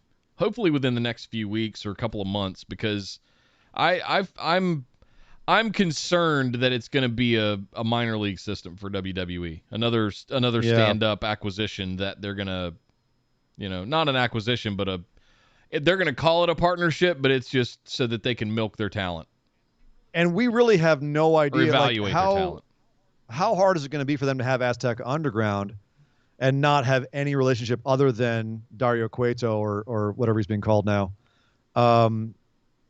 versus, all these guys who used to be in Lucha Underground. If you send Swerve and Ricochet and John Morrison and Santos Escobar against the guys from MLW, like, anyone who's watched Lucha Underground is going to root for those guys, because they're going to be sitting there going, they're the real Lucha Underground. Because they don't have anybody from Lucha Underground in MLW that I can think of off the top of my head, except for, as he said, like, Drago and Aerostar, but they're not even like regular roster. And if WWE takes over MLW, I don't think they're going to be working for MLW that much. No. So bring that one back up when we know more, Kyle. It sounds like a fun game. I don't know. I mean, there's only a handful of matches we can make there. Yeah, too many variables, I think, at this early juncture. Next up, Billy Stickler says, "My friends, while I'm stuck at Hammerstone versus Triple H." I'm sorry, Esme cracked me up in the chat there. Poor Hammerstone would just get buried. Billy Stickler says, my friends, while I'm stuck at work, I need more content, so I'm going to ask a question. Question I know won't take a few seconds. So here goes. What are some of the greatest epic cinematic moments you've witnessed? Could be wrestling, movies, music, whatever. For example, as a lifelong comic book fan, especially of Captain America because he was my first ever comic read, I waited most of my life to see him say Avengers Assemble on a screen, and it was beautiful. And I'll throw in the Battle of the Bastards as well. Quite epic. Tons of chill bumps. Yep. Stay phenomenal phenoms. So, Ian, what are your, like, if you had to list, like, top 3 greatest epic cinematic moments you've witnessed? And I guess those can be, like, I'm instantly thrown to reactions in the theater kind of things. But I also see there's some things that, seeing Endgame in the theater, even though I had already seen it twice. The audience reaction to some of those end bits, him getting the hammer that first time. Yeah, it's hard to top that one. Like in my entire life, like, and I've seen some crazy movies in the theater. Like, that end of Endgame it is crazy how recent that is, and without recency bias, I can say that is an all-time epic moment, hands down. The other major one is Helm's Deep in Two Towers. That, I mean, as great as Return of the King was, and as epic as that battle was with the elephants and everything, that Helm's Deep battle, which, I remember as a kid loving the movie Zulu with Michael Caine, and they actually based that whole sequence at the end of Two Towers on that movie. And I do recommend checking out Zulu. It's very accurate to history, and it's crazy. But just for pure cinematic spectacle and just the movement of everything and how everything unfolds, even all the way to Gandalf showing up at the end, not alone. I'm getting chills now. On the third day, at the rise of the sun, look to the east for my arrival. Whatever that is. Oh, to the east. Oh, have to talk like Ian McKellen. Shall not pass. All-time cinematic moments. Or man. I'll never forget watching Fight Club for the first time and getting it. It was one of those things that I never saw coming. When he revealed to him in the hotel room that he was really him, and I went, oh, God. Oh, boom. My mind just exploded. That was me at the end of Usual Suspects. Oh, that too. Saw that in the theater. Oh, what? Yeah, that was an oh shit moment. But we're not doing no shit moments. We're doing cinematic. I'll never forget. Like, big, epic. Well, I mean, it's cinematic, but in a way. But seeing Rocky Horror Picture Show live with the interactive audience. The fight scene in Old Boy. What? The fight scene in... Have you ever seen... The original, not the remake. Not, dear God, not the American remake. The original Old Boy. South Korean movie. There's a fight scene in that, Nick, that is one of the coolest goddamn fights you'll ever see. Huh. It is one long, unbroken shot of this dude. This dude walks out of a room, and there's just a hallway full of thugs. And he just starts grinning. And then they cut to a sideways shot, and it's just one long take of him wading through this hallway, taking dudes out. Yeah, I think I have seen that. I can't remember much of it, but I think I have seen it. All-time epic cinematic moment. Unreal. If I'm... I want to throw The Matrix in there. Somebody said it in chat, too. Yeah. The first time I saw The Matrix, absolutely. I mean, mind-blowing kind of things.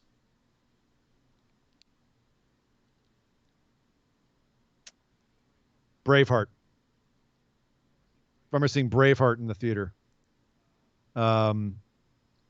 Jurassic Park, for me at that age, was pretty crazy. Bannockburn. The first battle scene in Braveheart's what I'm talking about. The very first one. Where, yeah.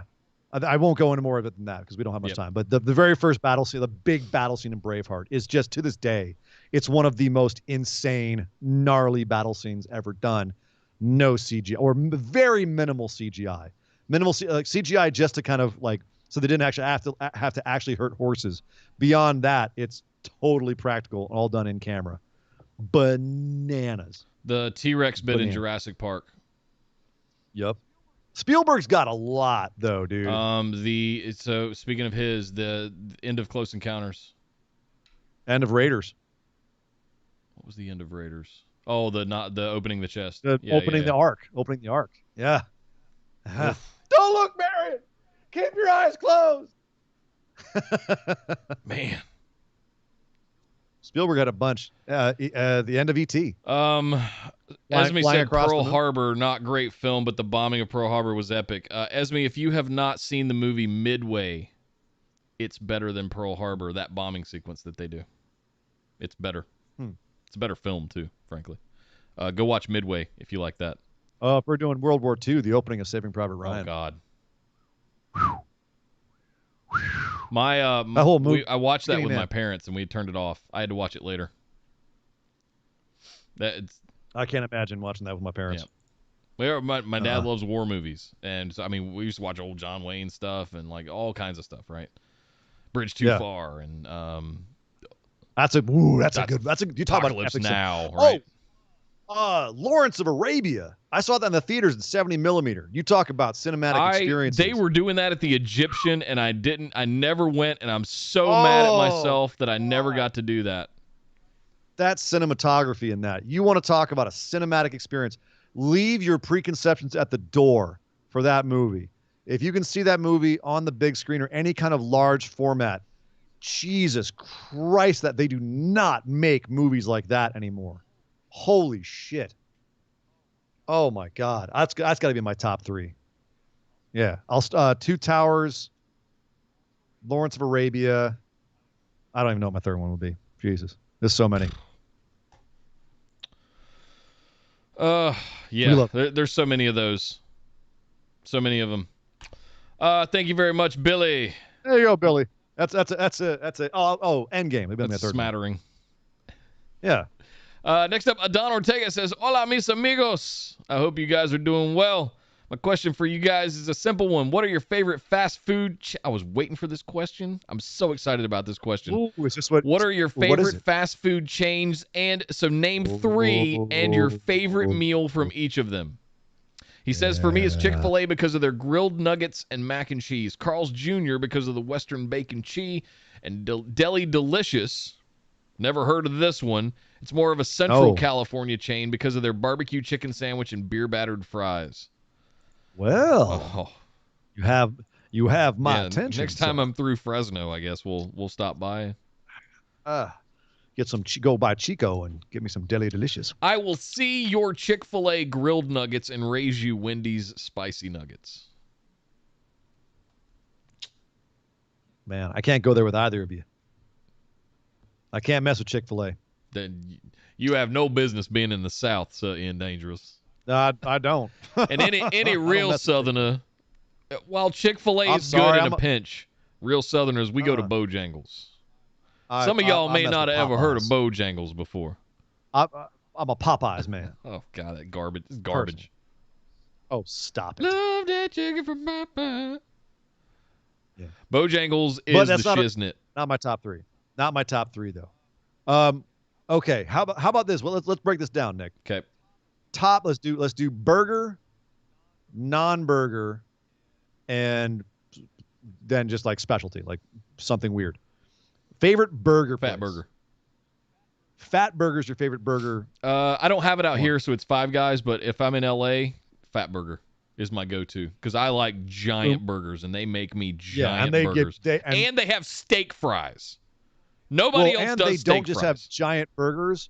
Like, they're large. They have a small, which is like a kid size, a medium, which is like your regular mortal adult size, and then large, which is like you're hungry.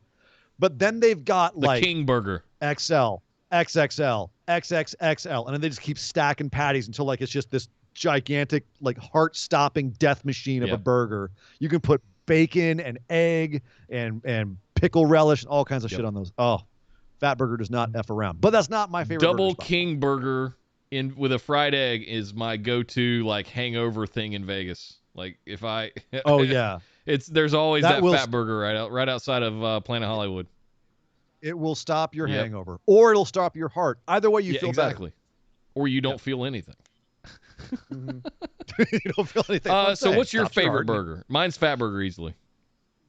Umami burger, and it is not everywhere. It is very few places. It's in LA, San Francisco, but sweet mother of God.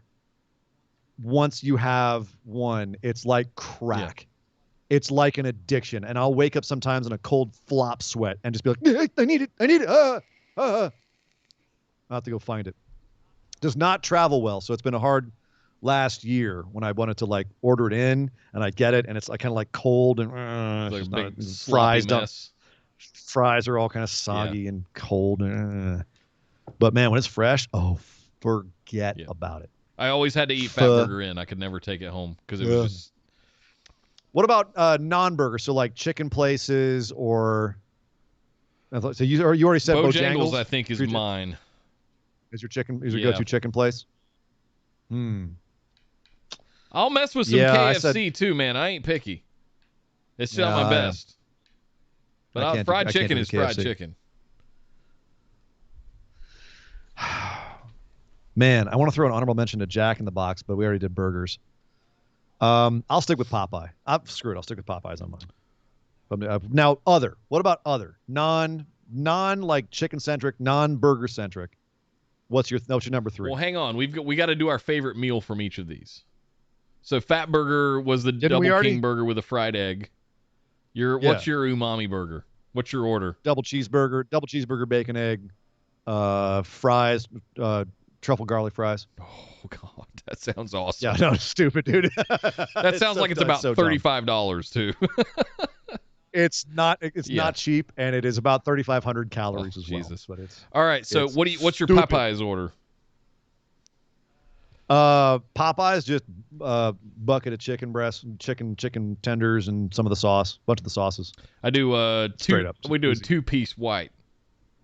There you go. So you get a breast and a wing, and you get a side and a biscuit and a drink. If they and it's serve like $6, it's brilliant. If they did the dark meat off the bone, I'd do it. But I'm not a big gnawer on bones. Man. I don't like chicken bones popping up, man. I love wings. I know. You're a wings guy. I know you can't stand wings. That's why we can't. I'll mess with some drums. I'm sorry. I'll mess with some drums, but I'm not gonna mess with wings. I'm into the flats. I like the flats. Okay, so the third one for me is easily it's got to be Taco Bell. It's got to be Taco Bell, right? It's got to be Taco Bell. Taco Bell is gone. And nobody is more upset about the menu getting changed than me. Oh. They got rid of my grilled stuffed steak burrito. They got rid of. They keep bringing stuff back though. So like the quesarita was fantastic. I also like the beefy 5-layer burritos. Those are my jam. Sometimes I'll just get 2 of those and a drink and that's lunch. But when I'm really going in there and I'm dropping $15 and I'm having a Nick meal.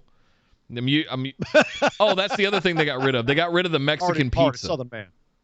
That was one of my like go-to jams. It's basically a tostada with some meat and beans in it and cheese and tomatoes and stuff on top. I remember it. I love the Mexican. They got rid of that. So the 2 big things that I would always order at Taco Bell, they got rid of. For years, decades, they got rid of them. So now it's basically crunch wraps and beefy 5-layer burritos for me.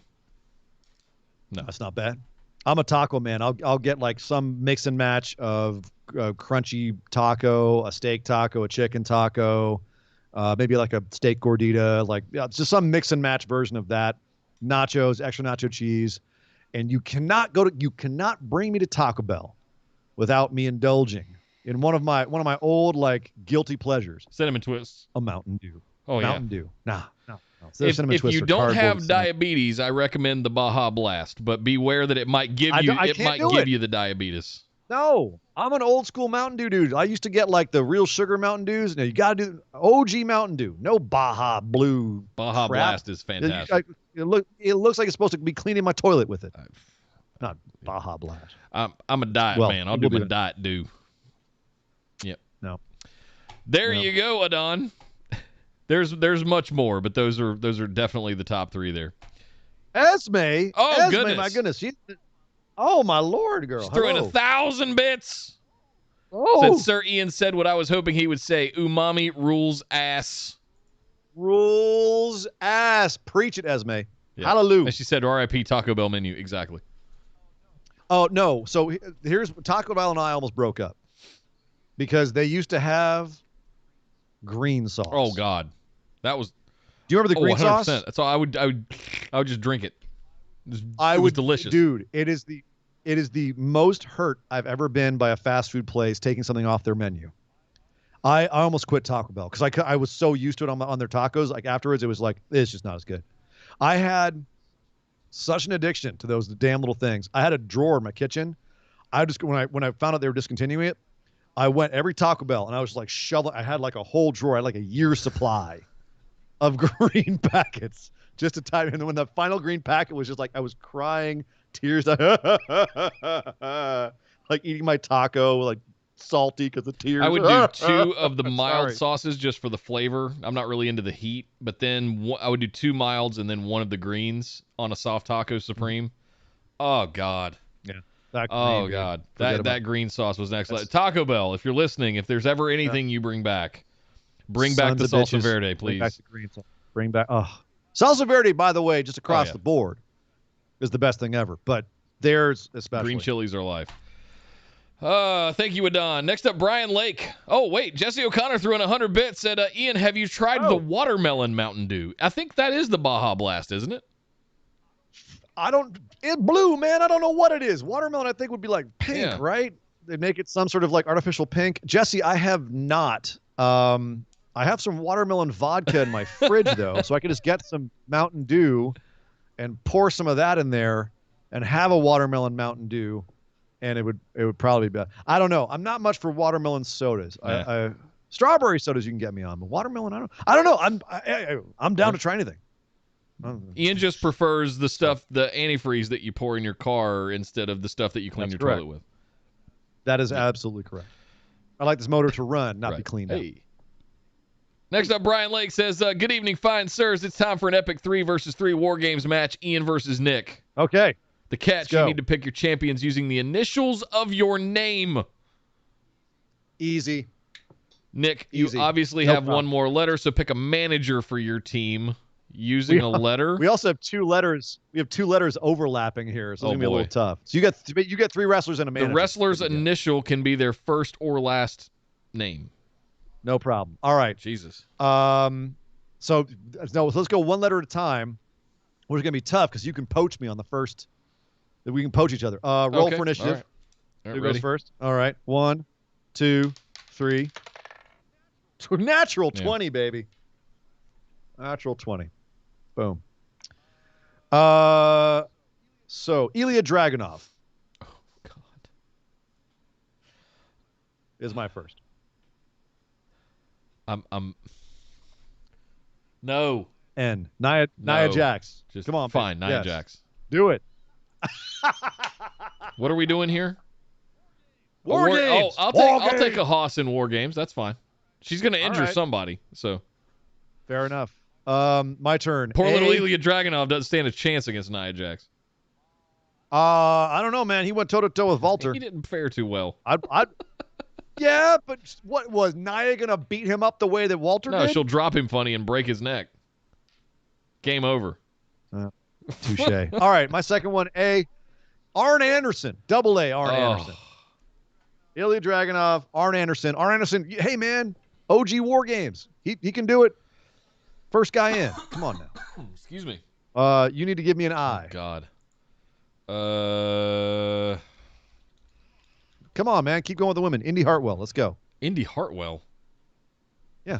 Okay. Apparently you're building a women's team with Nia Jax. That's not a bad idea, actually. Oh God, who starts with I? I don't know. I picked the only one I could think of. I literally picked the 2 wrestlers. I just named the 2 wrestlers I could think of. Oh. Kota Ibushi. There you go. You could have also done Tomohiro Ishii. That's true. But Nia Kota Jax Ibushi's and pretty Kota good. Ibushi. That's a pretty fierce team. All right. So N. Well,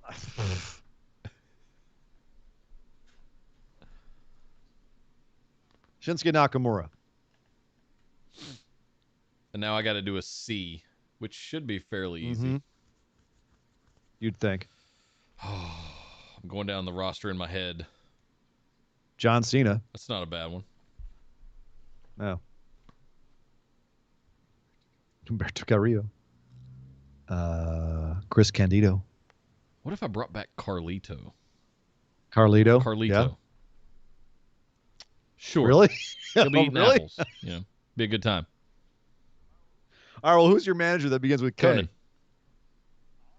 Conan. Fair enough. That is a bizarre team you have, by the way. It makes Nia no Jax, sense. Nia Jax, Kota Ibushi, and Carlito with Conan as their manager? What the hell is that? Against Ilya Dragunov, Arn Anderson, and Shinsuke Nakamura? Your team's going to die, dude. If your team survives Nia Jax long enough. Hold on. All right, one-on-one. Let's go. Ilya versus Nia. Roll for this. 1, 2, 3. Oh, no. Ilya got 17. a 3. He's dead. Oh, Dropped Jesus, on his Nia head. He's killed dead. Ilya. Oh, no. Ilya. You called it. Arn Anderson versus Kota Ibushi. 1, 2, 3. 9. Boom. I can't. 20. Oh, my God. Arn Anderson gets it's Kota Ibushi. All right, Shinsuke Nakamura. You're not doing too well here, sir. After talking all that shit. Conan's apparently a very good manager. Shinsuke Nakamura versus Carlito. 1, 2, 3. 18. 10. All right. Shinsuke is down to Shinsuke. It's 2-on-1. Shinsuke versus Nia Jax. 1, 2, 3. Come on, Shinsuke. 20. 20. I also rolled a 20. No. I'm dead serious. Like, I almost don't want to touch it. I wish I could turn the camera. I did. Honor system, I promise. God. Wow. All right, we got to re-roll. We'd have to re-roll. That's madness. Wow. Dude, what a clash. 2 out of 3 falls on this one. Ibushi versus Nakamura. That is Holy kind shit, of that's kind of a former champions, right? Yeah, 20. And they roll natural 20s. That's amazing. Oh, of course they did. 1, 2, 3. Come on, 20 again. 20 again for Nakamura. 17. God damn, what a clash. I want that. Dude, I need this in real. Okay, dude, here we are. Nakamura versus Carlito. Nakamura versus Carlito for all the war games. War games. Come on, Nakamura. Coming back from down. He was down. Nakamura could be taking out everybody. Carlito versus Nakamura. 1, 2, 3. 23rd time. Oh my God. Wow. That's a babyface comeback. I don't even want to touch it. That is absolutely insane. Nakamura rolled 3 20s in a row. Shit. Somebody get that guy out of WWE. I need to go to Vegas right now. Have a great rest of the show. I'm taking this die and I'm going to Vegas. They don't use 20-sided die in Vegas, unfortunately. I don't give a crap. They will now. You can't play craps with 20-sided dice. Watch me. Shinsuke Nakamura just won War Games. Single-handedly. Single-handedly won Ilya War got Games. just annihilated. He got murdered by Nia Jax. He got botched on. Oh, man. All right, we got one more here. Well, there you go. Before we get out of here, Esme snuck hers in at the very end. Oh, Jesse got hers in, too. I just refreshed again. Oh, it's amazing. Thank you, Brian. That was fun. Esme says, hola, papis. Quick question. It's an apocalyptic situation, and you've been told to evacuate your house. You can only take what you can carry. No time to get a duffel bag. Other than your spouse and your dog, what do you carry? It's my NAS, my storage array that's got decades worth of stuff on it. Oh, yeah. All the computer stuff can be replaced. The data can't. Yep, the brain. And it's about the size of a suitcase. It's a little carry-on size. So you said we got one thing only? My wallet. I mean, obviously I'm going to grab my wallet. Yeah, besides the obvious, like, fit on your person. One thing, I think I'm grabbing my hard drive too, man. My external. That's got everything. That's got, 25 years. Yeah, I think so. Just grab my computer bag with the laptop and the external. I mean, there's obviously some nice gear in this place, right? Same. I mean, I got a bunch of you got all stuff. your I got shit a bunch from your of bands and all that. Your shit. And I got, but one thing, it's gonna. I mean, yeah, I agree. It's the data. And it just makes me that's a great question. It makes me think, why am I not backing that up to the cloud somewhere? I absolutely should. Yeah. Right. The entire history of BWO is on that NAS. Every episode, every project edit, every piece of art that we've ever done.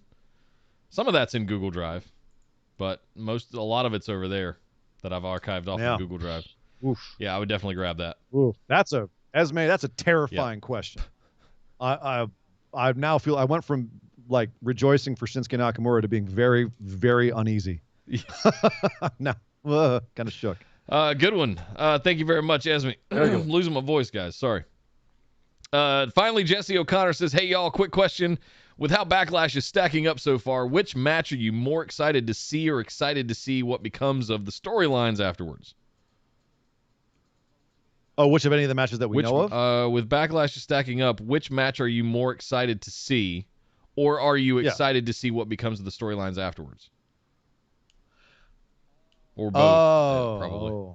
I'm not sure. I'm not sure if that was a typo or if it's meant to be two different things. Well, let's run down the matches we know we're getting. Asuka versus Charlotte versus Rhea Ripley, Damien Priest versus The Miz, Drew McIntyre, Bobby Lashley, Braun Strowman, Roman Reigns versus Cesaro, Dirty Dogs versus Mysterios, Bianca Belair versus Bayley. Which of those matches are you most excited to see? I think the Mysterios and Dirty Dogs could be sneaky good. Yeah, but that's the one you want to see the most of any of these? I don't know that I would qualify any of those, honestly. I gotta throw Roman versus Cesaro is probably mostly curious. Yeah, the match itself. What about storylines? Which of those storylines do you want to see advance the most? The Jimmy one with Roman. I think Jimmy's going to come in and mess things up. So same answer. Yeah, I think I'm on the same page. I think shout out to Asuka, Charlotte, Rhea. I think something could happen where the story gets good there, but I'm not 100%, whereas I'm pretty much guaranteed the Roman story is going to stay good and interesting. So I'll double down. I'll say Roman and Cesaro for every reason. And none of them have to do with Cesaro, ironically. Poor Cesaro. Although I think Roman and Cesaro will put on a great match. That won't be the story of the match, though. It'll be about Jimmy coming in and messing up. It'll be about everything else outside of it. Jesse also says, I'm listening to Nick read all of your phenomenal patron mailbag questions, and I just have to say thank you all. I know these questions are for Nick and Ian to answer, but it's become the highlight of my week with listening to you guys like Sean Clark, Martin Welch, and the Mullet King himself, keeping the positivity high. Yeah, man. I love that. Like, a lot of people are starting to throw the positivity in the questions too. That's work has cool. had me seriously low, and I can't pull myself out of feeling like I'm falling and all alone in what I'm doing. But this podcast and everyone with their weekly questions helps me from getting completely sunken down. Thank you, phenomenal ones. Much love. Thank you, Jesse. Thank you, Jesse. And yeah, don't let it get you down. Keep your head up. Like, you got this. Seriously. Yeah. And that's it. You badass. There is the patron mailbag, folks. Another week in the books, number 81 in the books. Just as Nick's finally starting to fry, lose his voice. It's the voice. It's only Tuesday. The voice finally starts to go. It begins. Oh. Well, thank you guys so much for joining us for yet another episode of the Patron Mailbag. We really appreciate it. Thank you to all of the patrons that submitted all the questions. If you'd like to get yours in, head over to patreon.com/BWO. Just all you got to be in is that $5 tier. You can send yours in every single week. So that $5 for that month gets you 4 question submissions, sometimes 5, depending on how things line up. That's value. Absolute value. Yeah. In addition, we'll be introducing this as a community post over on YouTube once they approve us. So those of you that are $5 subs or members, I should say, on YouTube, once that initiation happens, I'll have a post up every week over there. So those of you that aren't patrons but want to do it via YouTube, you'll have that ability as well, and we'll begin to throw those in. So this could end up being a really long show at the end of the day, Sir Ian Dangerous. It's not already? Yes, it is. Yes, it is. It's getting to be about 2 hours every single week, but it's a good time. I enjoy doing it. I think you and I have an absolute blast. We thank you guys for sending all the questions in. They're always a lot of fun. It's a great mix of wrestling and non-wrestling fun stuff. Injuries and fast food. That's a good time. That's a good time to talk about that stuff. As is wrestling. As is the wrestling stuff, yeah. Yeah, I really enjoyed some of those. And obviously, I love that my boys once again won War Games. God damn it. Shinsuke, baby. Shinsuke. 3 natural 20s. Jesus Christ. Kinshasa to Nia Jax. Kinshasa to Carlito. Come on.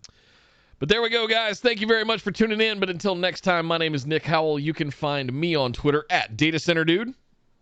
And I am Sir Ian Dangerous. You can find me on Twitter at Sir Ian Dangerous. My God!